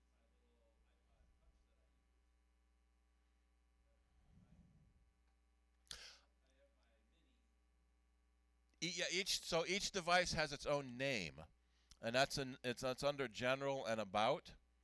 And so each device has a name. So if you have upgraded from device and restored to a new device and restored to a new device, or when you plug your device into your computer, it gets the name of your computer. So you can go into settings general name and change the name to make it what it really is. That can help too. So a lot of times in this list of devices, you will get a whole bunch of them that say iPhone, iPhone, iPhone. Um, My name is correct. It's iPad Mini. yep. Why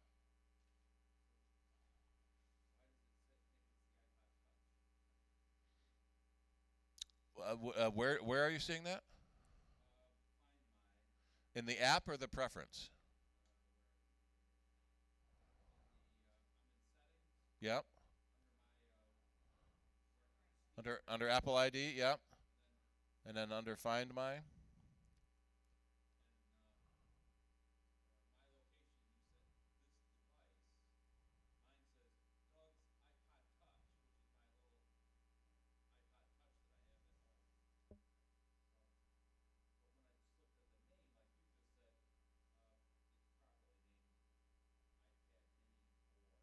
name, like you just said, it's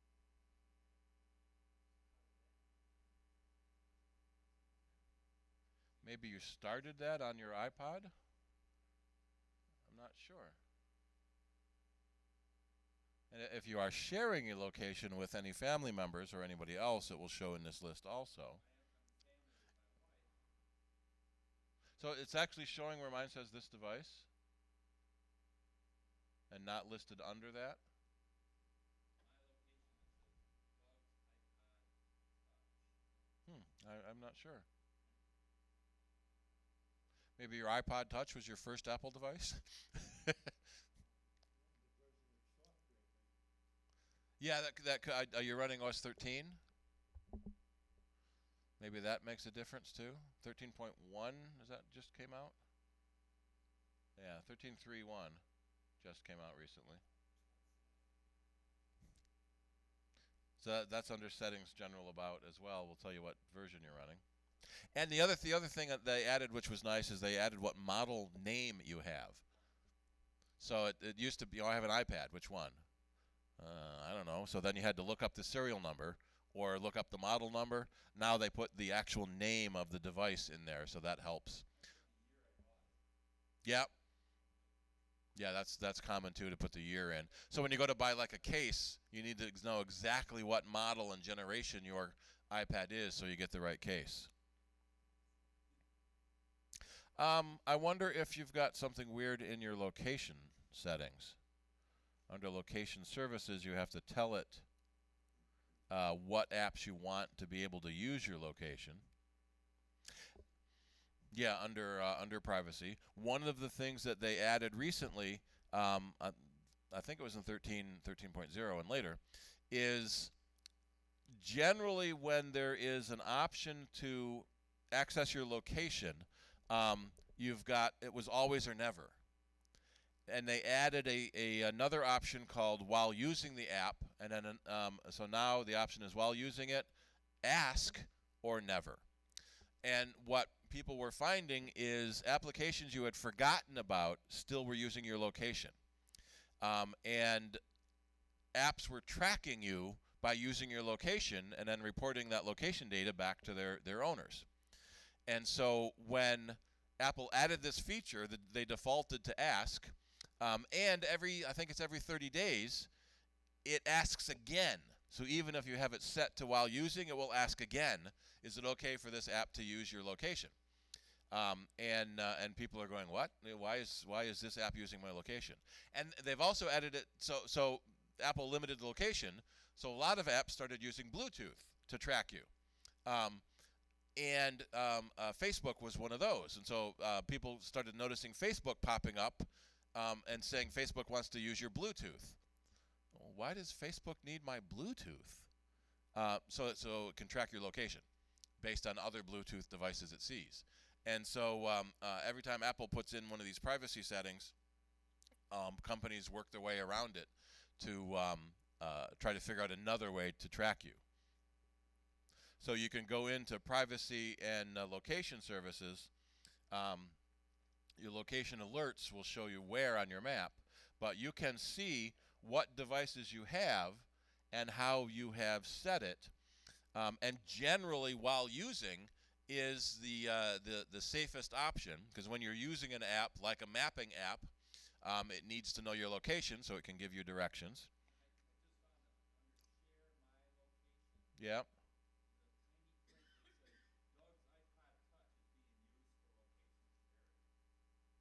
So on your iPod, you're probably sharing your location. So one of the services you have is to share my location onto Find My iPad, so that it shares your location out to other people. And what was the other one under location services was at the bottom? So who you want to share your location to.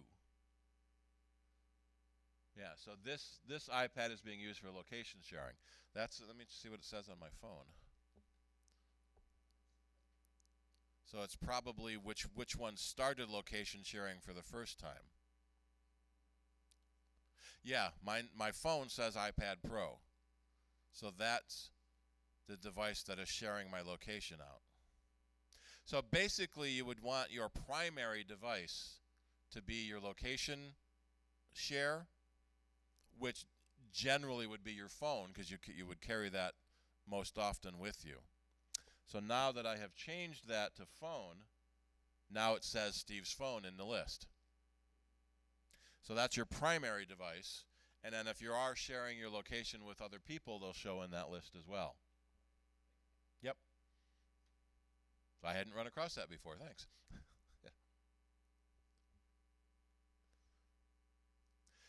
So the privacy preference is a nice one to go through, especially something like your microphone. What apps are allowed to use your microphone to listen to you, or your camera to watch you.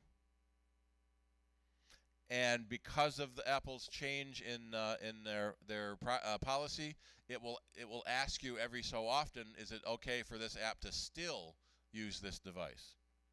Charlie.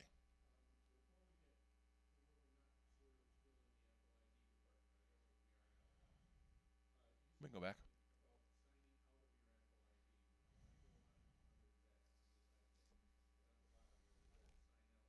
Right, all the way at the bottom of the list is your sign out.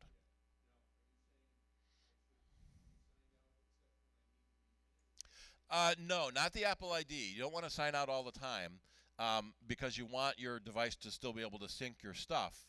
You want to sign out before you get rid of your device.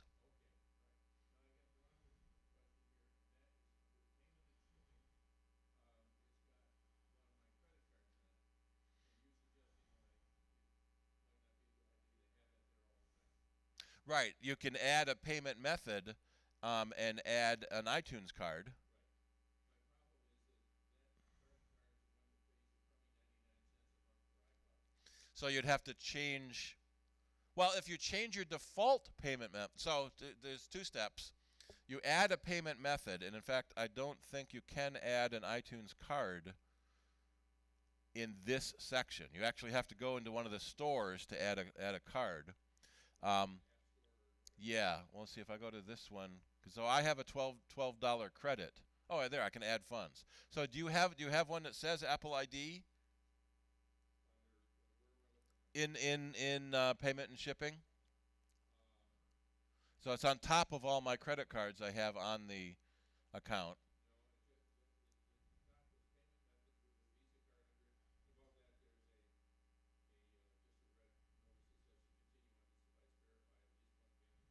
Okay. So because I have a credit on my account, it's showing there.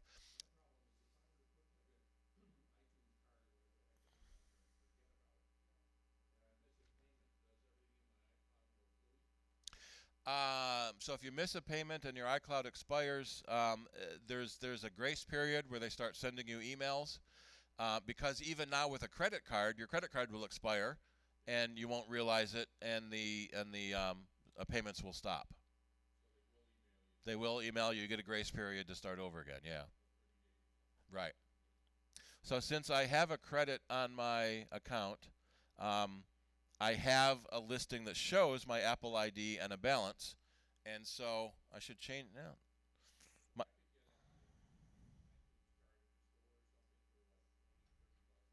yeah.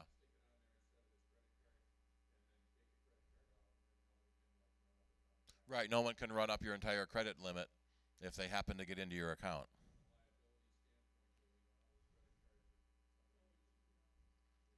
Yeah, there's a $50 liability, and most banks waive that anyway, but it's a hassle to get it back.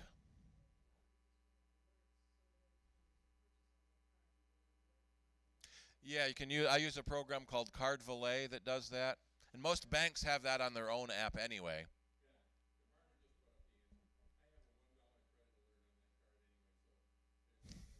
So the 99-cent charge will go through, but the $1, actually no, because it's probably $1.07 with tax.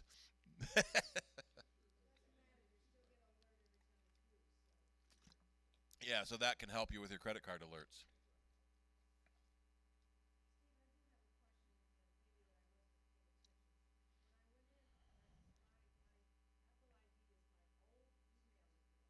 Yes.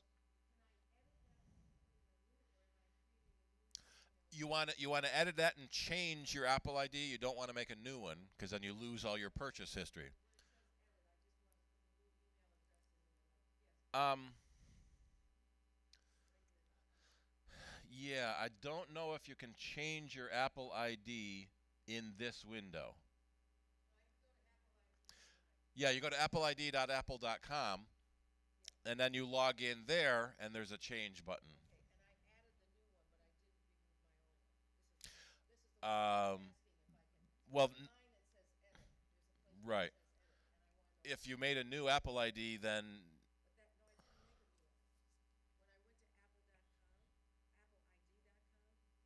yeah.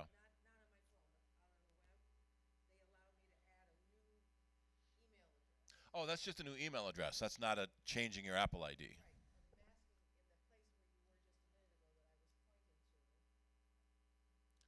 I'll go back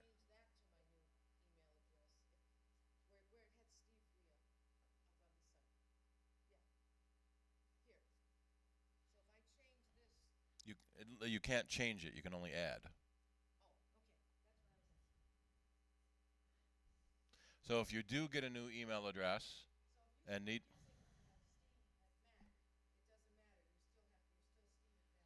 Yeah, that's still my Apple ID, even if I don't use that email address. So a lot of people have an old AOL Apple ID, or they'll have even before that. Your Apple ID didn't have to be an email address. So if you started in the very early days, your ID was a name, wasn't even an address.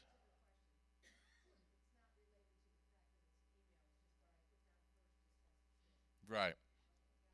So you can change your Apple ID by going to appleid.apple.com, and then when you log into your account,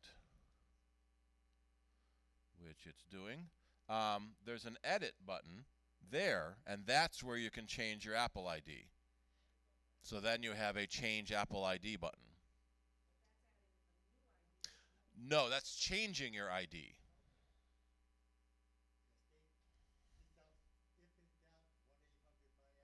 Yeah. You can call 1-800. If you ever have any questions or doubt, you can call 1-800-MY-APPLE, and they can help you through. Yeah.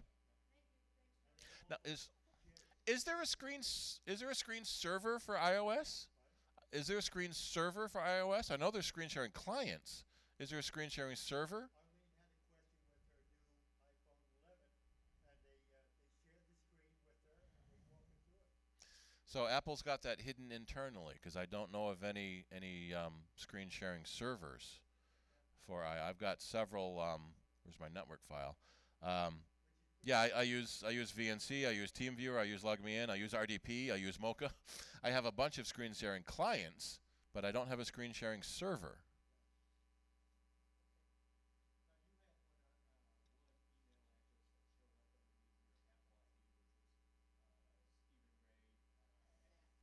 At Mac.com, yeah. Yes. So in the very early days, anyone remember iTools? Was that 2000, 2001? iTools. When Apple first came out with iTools, you could get an email address at Mac.com.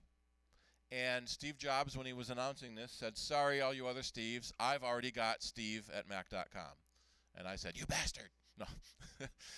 And so I ended up with Stephen Ray. I tried something similar, but shorter, but I just ended up with Stephen Ray.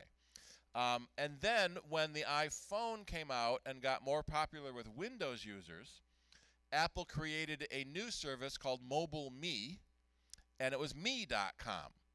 So Windows users didn't want to have an Apple-related Mac.com address. So the Mobile Me service was basically the same service, but it was me.com. So if you signed up for a new account then, you got me.com. If you already had a Mac.com, you got a me.com too. And then a few years later, cloud is the big buzzword now. So iCloud is the new service that does pretty much the same thing that iTools did way back when, except it doesn't have web hosting anymore. We were a little sad that they canceled their web hosting plan. No one hosts their own web pages anymore. They put it on Facebook. So if you sign up for a new account now, you get iCloud.com.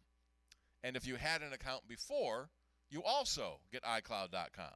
So since I've been in this for 20 years, I have the Mac.com, the iCloud.com, and the me.com. And my original Roadrunner email address, too. So I kind of like the Mac.com. A lot of people like a short address. Rochester.r.com is annoyingly long. In fact, in other cities, in Syracuse, it's stny.r.com. There's a cny.r.com for Central New York. But so in Rochester, it was the whole word Rochester. They didn't do roc. I think Rochester was one of the early cities. Yeah, it's been out for so long. Back in the early days when we got the full 10 megabit networking, because there was no one else on it. And this is also an interesting place where you can tell it if you want announcements and news from Apple. So this is how you can, what? If anyone had any plans to go to Europe in the next month, they just got canceled.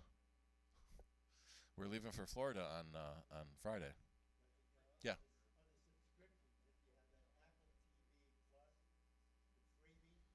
Yeah. So this is your email subscriptions, where you can turn on or off email news from Apple. There's another section in here called subscriptions. And this is your subscription services with Apple. So if you subscribe to Netflix or Hulu or Apple TV, Apple Arcade, if you subscribe to anything with your Apple ID, this is where it will be listed.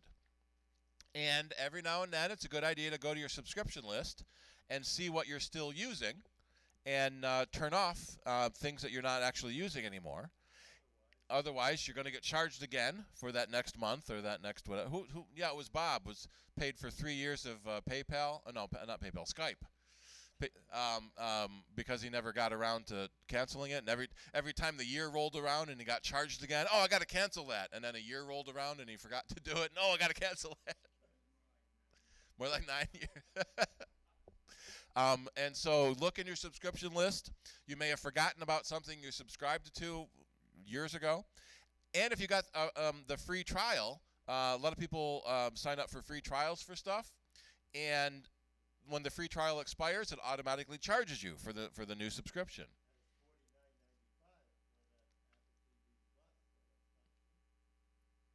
Thought that was $4.99 a month. Oh, yeah. So it's what, $5 a month, $50 a year, depending on which plan you said you wanted a free trial of. So if you decide you're not watching those shows, you can cancel it before your free trial ends. Yeah, so you can set a reminder or set a calendar event to notify you and remind you when subscription expires. It would be really neat, because right now your calendar automatically looks at your contacts and puts birthdays in. So if you put a birthday or anniversary in your contact list, it shows up on your calendar. I wish it would do subscription notices.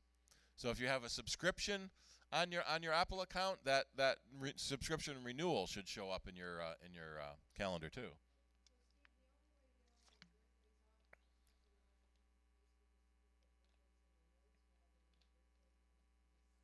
Right. If the birthday is in the birthday field on your contacts, then it shows up as a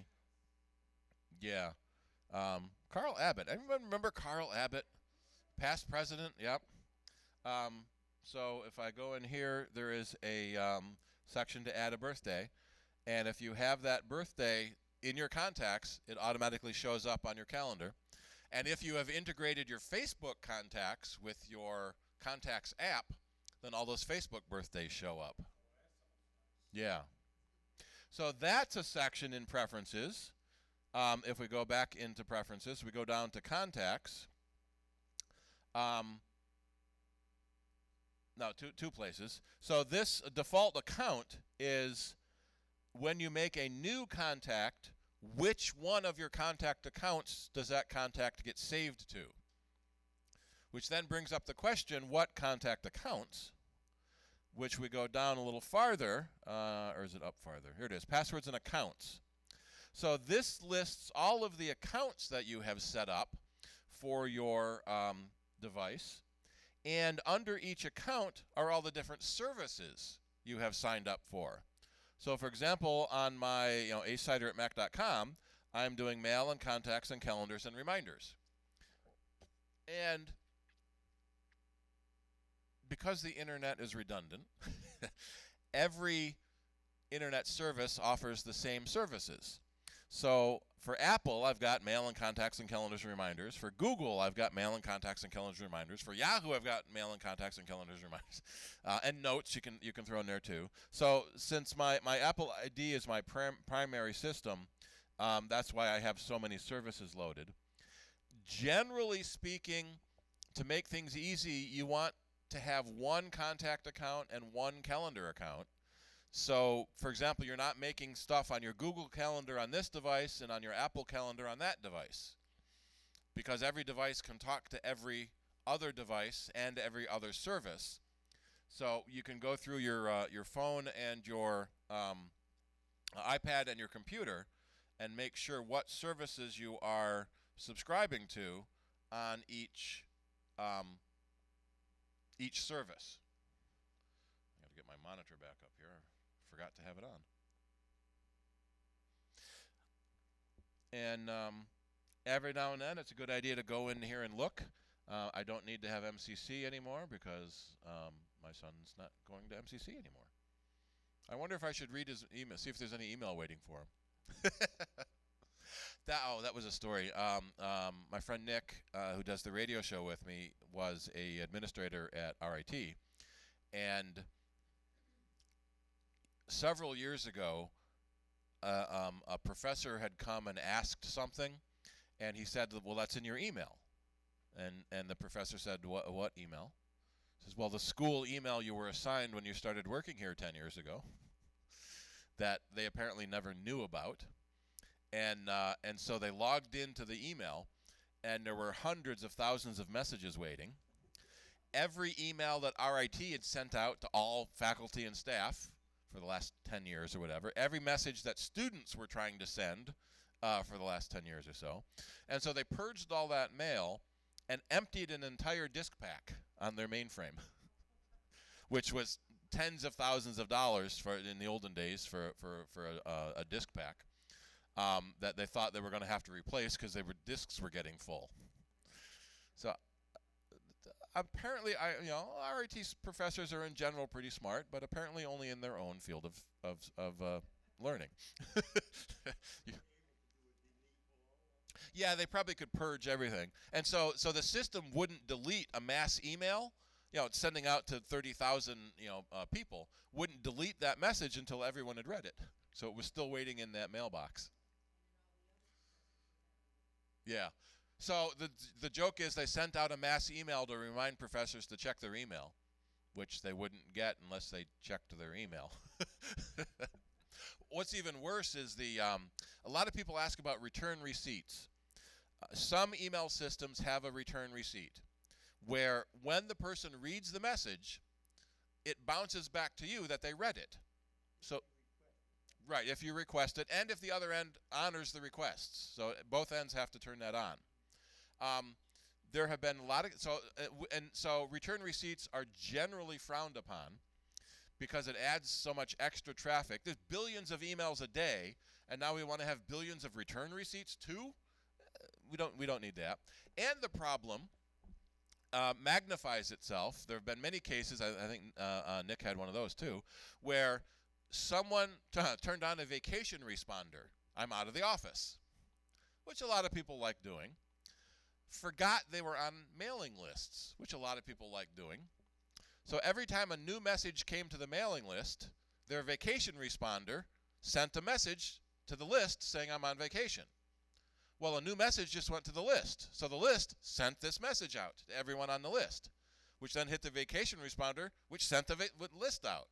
And it just bounced back and forth forever until it filled up the hard drive and the server crashed. And so vacation responders and return receipts don't mix very well. So I don't need an MCC account. I'm going to delete that. I'm going to delete the no, don't want that. That one I want to keep. Delete that account because we're not working with them anymore.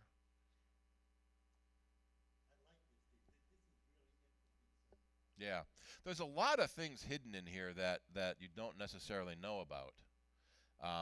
So on my Jesse Group mail, I'm not using contacts or calendars because we're using a different service for calendars, so I don't need to use it on my personal account. So that's turned off. Which then brings up the thing, when you make a calendar item, we'll make a new calendar item, there is a default calendar. And so that's what we saw in the previous screen. So the default calendar is called Home, and it's on my Apple account. So I can choose what calendar I want to put an item on. I've got my Home account, I've got my Work account, and I've got the CIDER account. So I have plenty of accounts to choose from. If you don't specify which calendar to put an event on, it just ends up on your default account. If you don't do otherwise, you have at least 2 calendars on your account called Home and Work, because that's how the default systems are set up. And a lot of people like separating their home appointments from their work appointments. And so you can end up putting all your stuff on one calendar, or you can create that work and home accounts separately. Right, and then you can assign the color for each account. Apparently not in this field. In somewhere else, I can assign the color. And so that lets you separate your stuff. So you see on my, I was busy today with a lot of different colored appointments on different services. And one of the couple of neat things about the calendar, I'm gonna go to this item. So I had an appointment on site, and so I put in, there's a location field where you put in a location. So then your calendar knows where you have to go, and shows you a little map of the location you put in. And when you create the appointment, you can have a travel time included. So you can say specifically, I want to include travel time, and I want 30 minutes of travel time. But what it will do by default is, since it knows where you are and it knows where you need to go, it knows how long it is going to take to travel. And because of everyone else having their location on, it knows the traffic conditions. And so it will alert you when it's time to leave. In fact, and then so I have a second alert. So 30 minutes before I have to leave, it reminds me that it's going to be time to leave soon. So it's kind of neat where it will keep track of traffic conditions. So that's especially neat in the morning if there's like a accident during rush hour.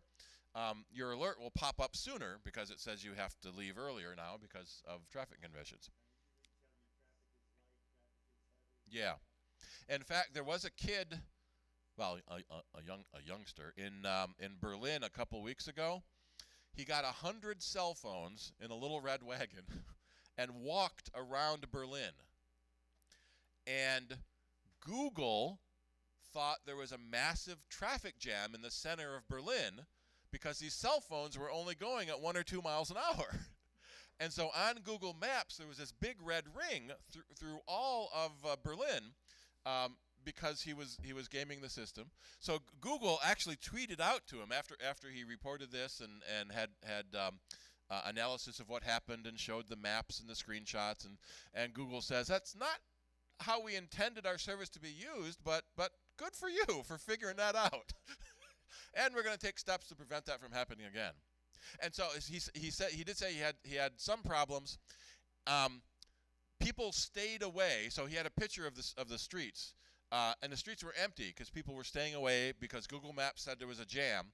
But if there was a car that did fly through at regular speed, the traffic jam cleared because now that phone was running fast.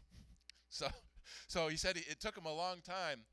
Good night. Took him a long time to go back and forth and make sure he got his entire red ring closed of traffic jam.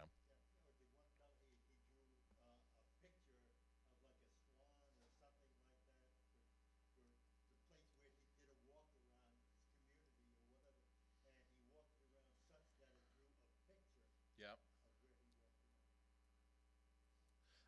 A lot of runners and bikers. I'm trying to type in the dark here. GOOGLE. Traffic jam. I'll find that. A lot of people will. Bikers and runners will do that in order to spell things out. There've even been commercials where people. One guy put a giant heart for his girlfriend. This is a video. But yeah, so people will do that when they are tracking something. So here's his little red wagon full of phones. So 99 cell phones. Yeah, working phones with valid SIM cards. Yeah. And so you can see in the upper right corner how the streets are going from green to yellow to amber to red as the traffic jam just grows and grows and grows.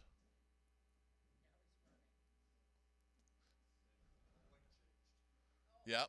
So that bridge, he just got that bridge to turn red.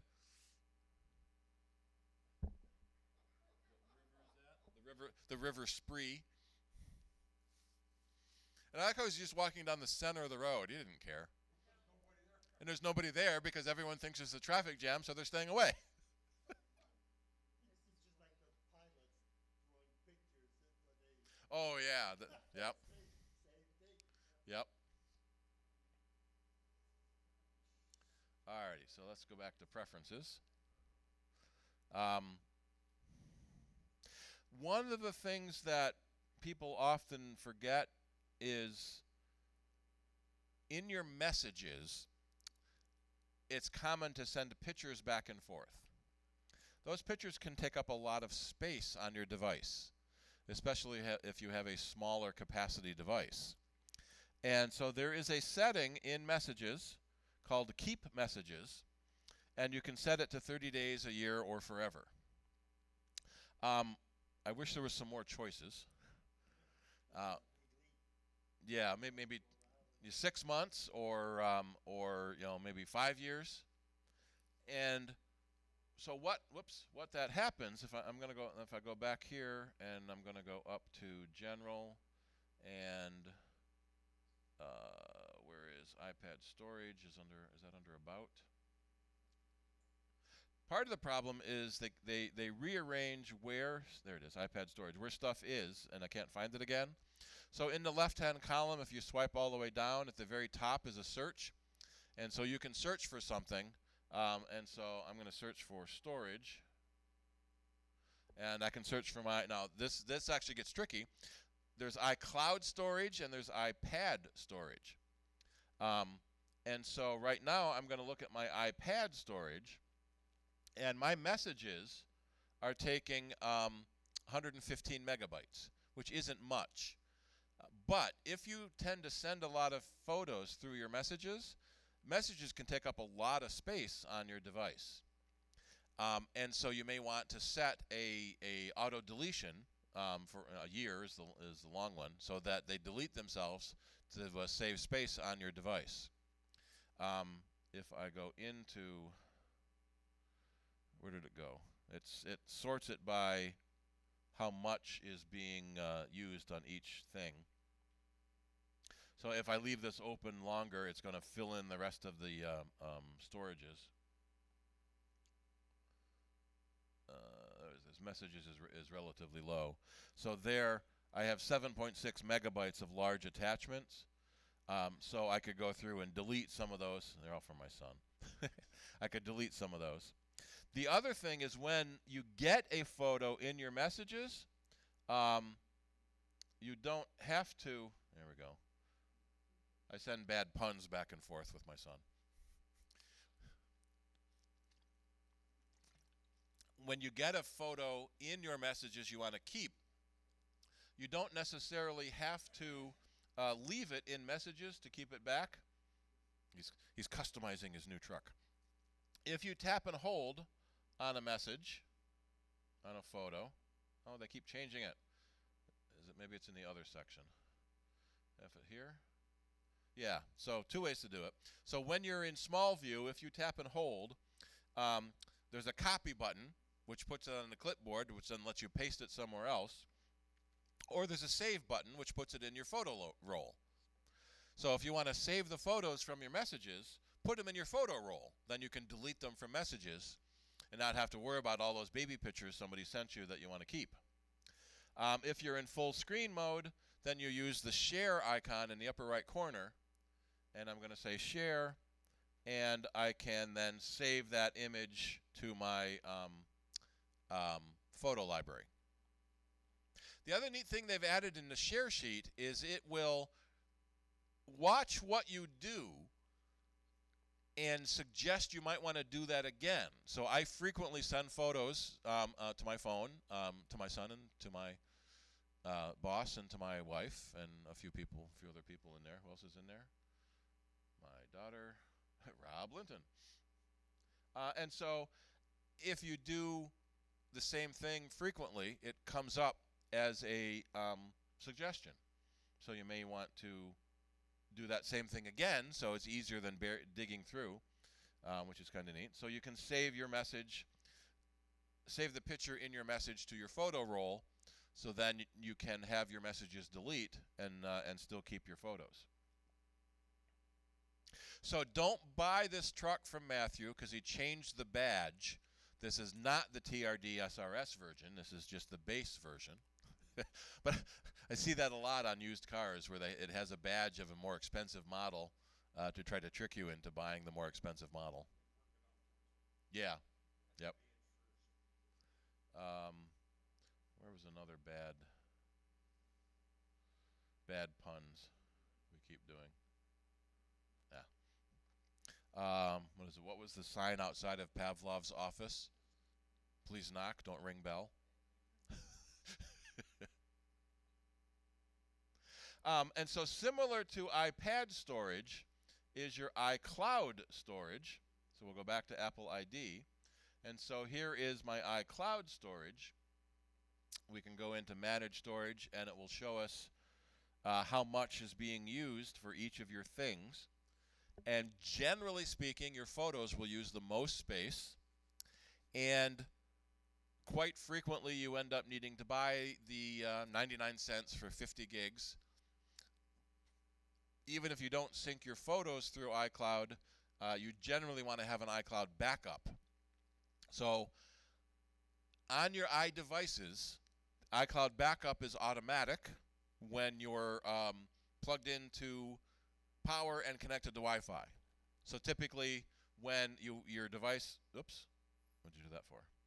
When you're at home at night charging your device, it will back up.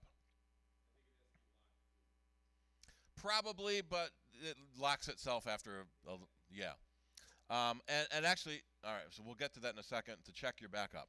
So you get 5 gigabytes of free space, which is usually not enough to back up one device, let alone well, if you don't have many photos.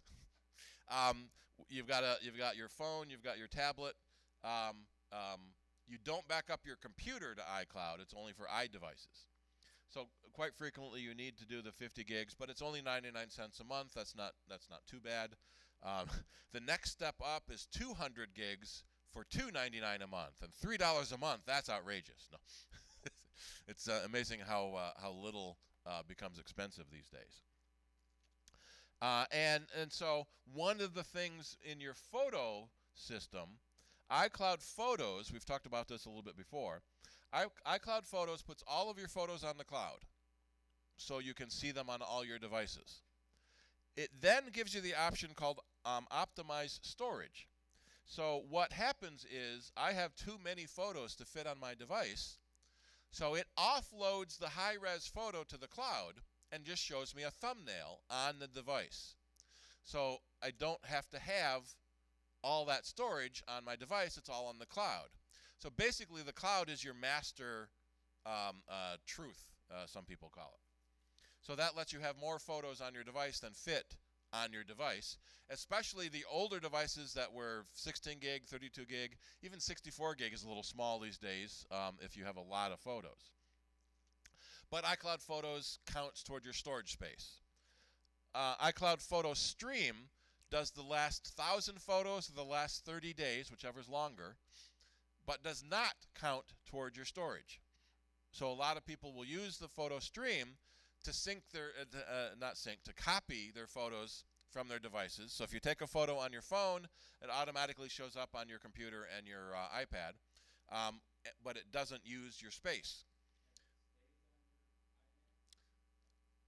Yes. The photo stream version will delete itself after 30 days or 1,000 photos, whichever's longer. So theoretically, if you take 1,001 photos before you turn photos on your computer, you could lose some through the automatic process. It always stays on your camera roll, but through the photo stream process, you may miss one. So then you plug your phone into your computer with the wire, and it syncs the ones that it missed automatically. So only if you go on a really long vacation and leave your computer turned off so that it can't download your photos, can that be an issue. The burst is interesting too. That they've changed the way burst works though, and I'm a little annoyed. On the older phones, I think it's just the phones with the home button. If you hold the shutter button down when you're in the camera, it takes photos as fast as it can as long as the shutter button is held. And so it's similar to a movie, but movies are 60 frames a second. I think you can get maybe 20 or 30 frames out of a burst mode. But you may not want to upload all of those bursts to your cloud until you get used to how burst mode works. Most of the time, burst mode is accidental, and you just hold the button a little too long, and it keeps taking photos as long as you hold the button down. Now, I like using burst mode because I launch rockets, and we like to take pictures of rockets and action shots. Yeah, 3, 2, 1, launch, and you hit the button, and then a second later it launches, and you missed it. So you hit and hold the button, and then you can delete the other ones that you don't want. So I've gotten some really good shots for that. On the new phones, they've changed the behavior so that if you hold the shutter, it takes a video. Instead of normally on your camera on your phone. In fact, I can go into the camera here. When you go into your camera, over on the right-hand side, there's a subtle interface thing that people don't necessarily notice. But right now, photo is highlighted. I have to swipe that to go to video, or swipe it again to slow-mo or time-lapse. And so you will frequently change that accidentally when you're reaching for something else, or not realize what you're trying to do. And so I can take everybody smile. I'm going to do a burst. So I'm holding the button down, and if you look really close just below the shutter, it's counting how many pictures it's taken. So I just took 70 pictures. I'm going to go into that. And so I can hit select, and I can pick which one of those 70 I want to keep. They all look the same, yep. I'm going to say cancel there, and whoops, I'm going to go back to the burst, and I'm going to say delete, and delete all 70 of those burst photos. Here's an accidental one. I was putting my phone away and nicked the camera button, so I'm going to say delete. Yeah, George, we'll get to you in half a second. Oh, there's my plane crashed. Little bit of damage to it. So there's when it finally landed. There's when it hadn't landed yet. You can way up there in a tree. Did the pilot survive? There was no pilot. The remote pilot was chagrined but survived. So there's The remote pilot's wallet may not have. yeah. So there was the picture I took at the base of the tree. That was probably a good 40 or 50 feet up, at the very top of the trees. And so there's where I hit the tree. It blew down by itself. The very top, it was really flimsy, but at the bottom, it was too big to shake. So I actually went back the next day with a 20-foot pole, and it had already fallen down. So I was mad that I took that 20-foot pole with me, because then I had to carry the plane back and the pole back. And the second time, I found a trail through the woods instead of trying to walk through the brambles. And so that's where I was standing. I thought I was in front of the tree line, but apparently I was behind the tree line and hit that tree right there. You may not have wind at the low level, but as soon as you go up, Yeah. you're gonna get it. Yep. So there was one thing while we were talking about backup. So again, in that Apple ID under iCloud, if you go down to iCloud Backup, that will tell you when your last backup was. And so 3:17 a.m. So it was locked, it was plugged into power, and it was charging. So it did a backup early this morning. If it hasn't backed up in a while, it starts complaining, either because your storage is full, or you turned it off and it hasn't had a chance to back up. George. Question, before iOS 11, I know if you were just taking a camera and you switched to panel, Yep. You would not take a video when you're doing a pan like that.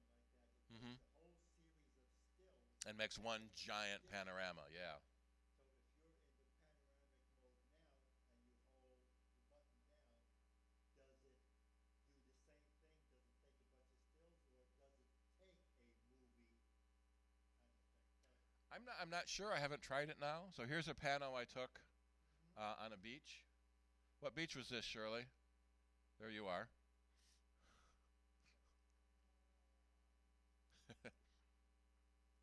Actually, It's kind of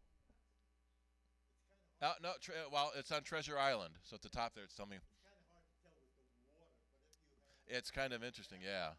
you can physically see a break, like Yep. a break in the current. Here's our flying field, and so this fence is straight. So I took a 180-degree. Here's our shelters. A lot of people flying. Oh, this was our freeze-in. New Year's Day, we had a freeze-in. There were a couple of guys out flying. Most everyone else was in the clubhouse with the fire. But so this is the type of pano that you can make. Oh, this was a train museum. So you get some weird things when you're taking a panorama, depending on the curved glass. And if somebody's quick, that you can get them in this end, and if they run around and get in the other end, you can catch them at both ends. Some trains we took. This is the resort, Bonnet Creek. So yeah, I don't know if it'll take a pano anymore, or if it will switch to there's more beaches. If it will switch to video, I don't have a new phone to try that with. All right, we're about out of yes, Kim.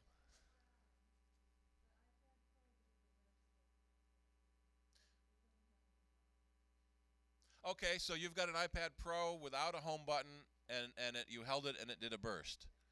Okay. Maybe it was a future version they were talking about that. So maybe it was only the iPhone 11.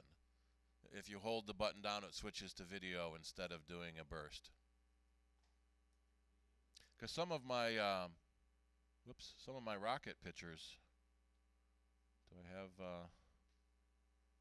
Yeah, I can go into bursts.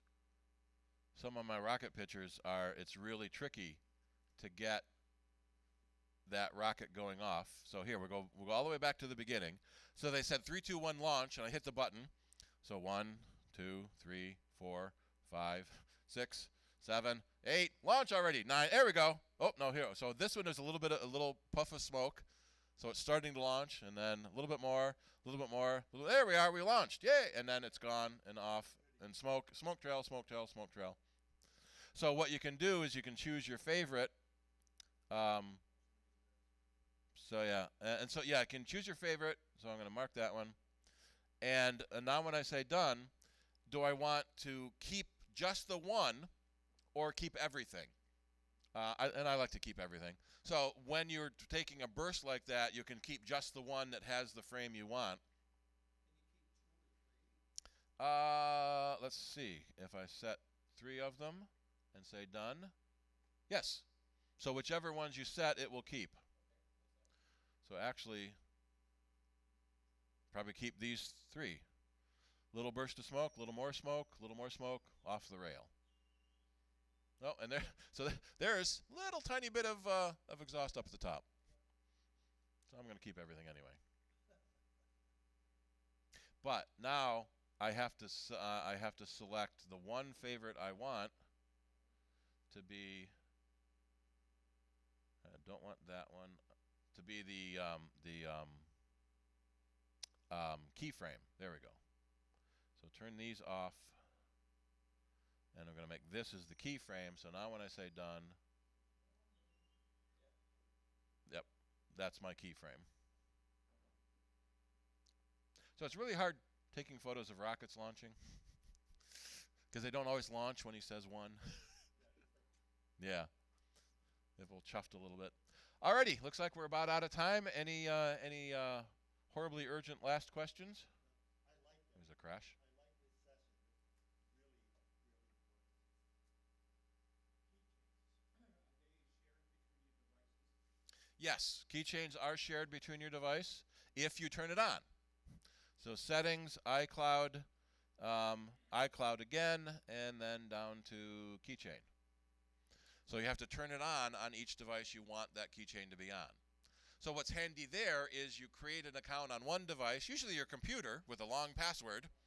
It saves that long password onto your phone so you can use your Touch ID and not have to type that long password again. But you do have to turn it on each device. And so generally speaking, you want to have the same settings on all your devices so that each device is getting all the photos, each device is getting the keychain, each device is getting your contacts. So you can get everything set up that way. Alrighty, so that's about it for today. Remember that next Wednesday is our yeah, we'll get to that in a minute. Apple cider.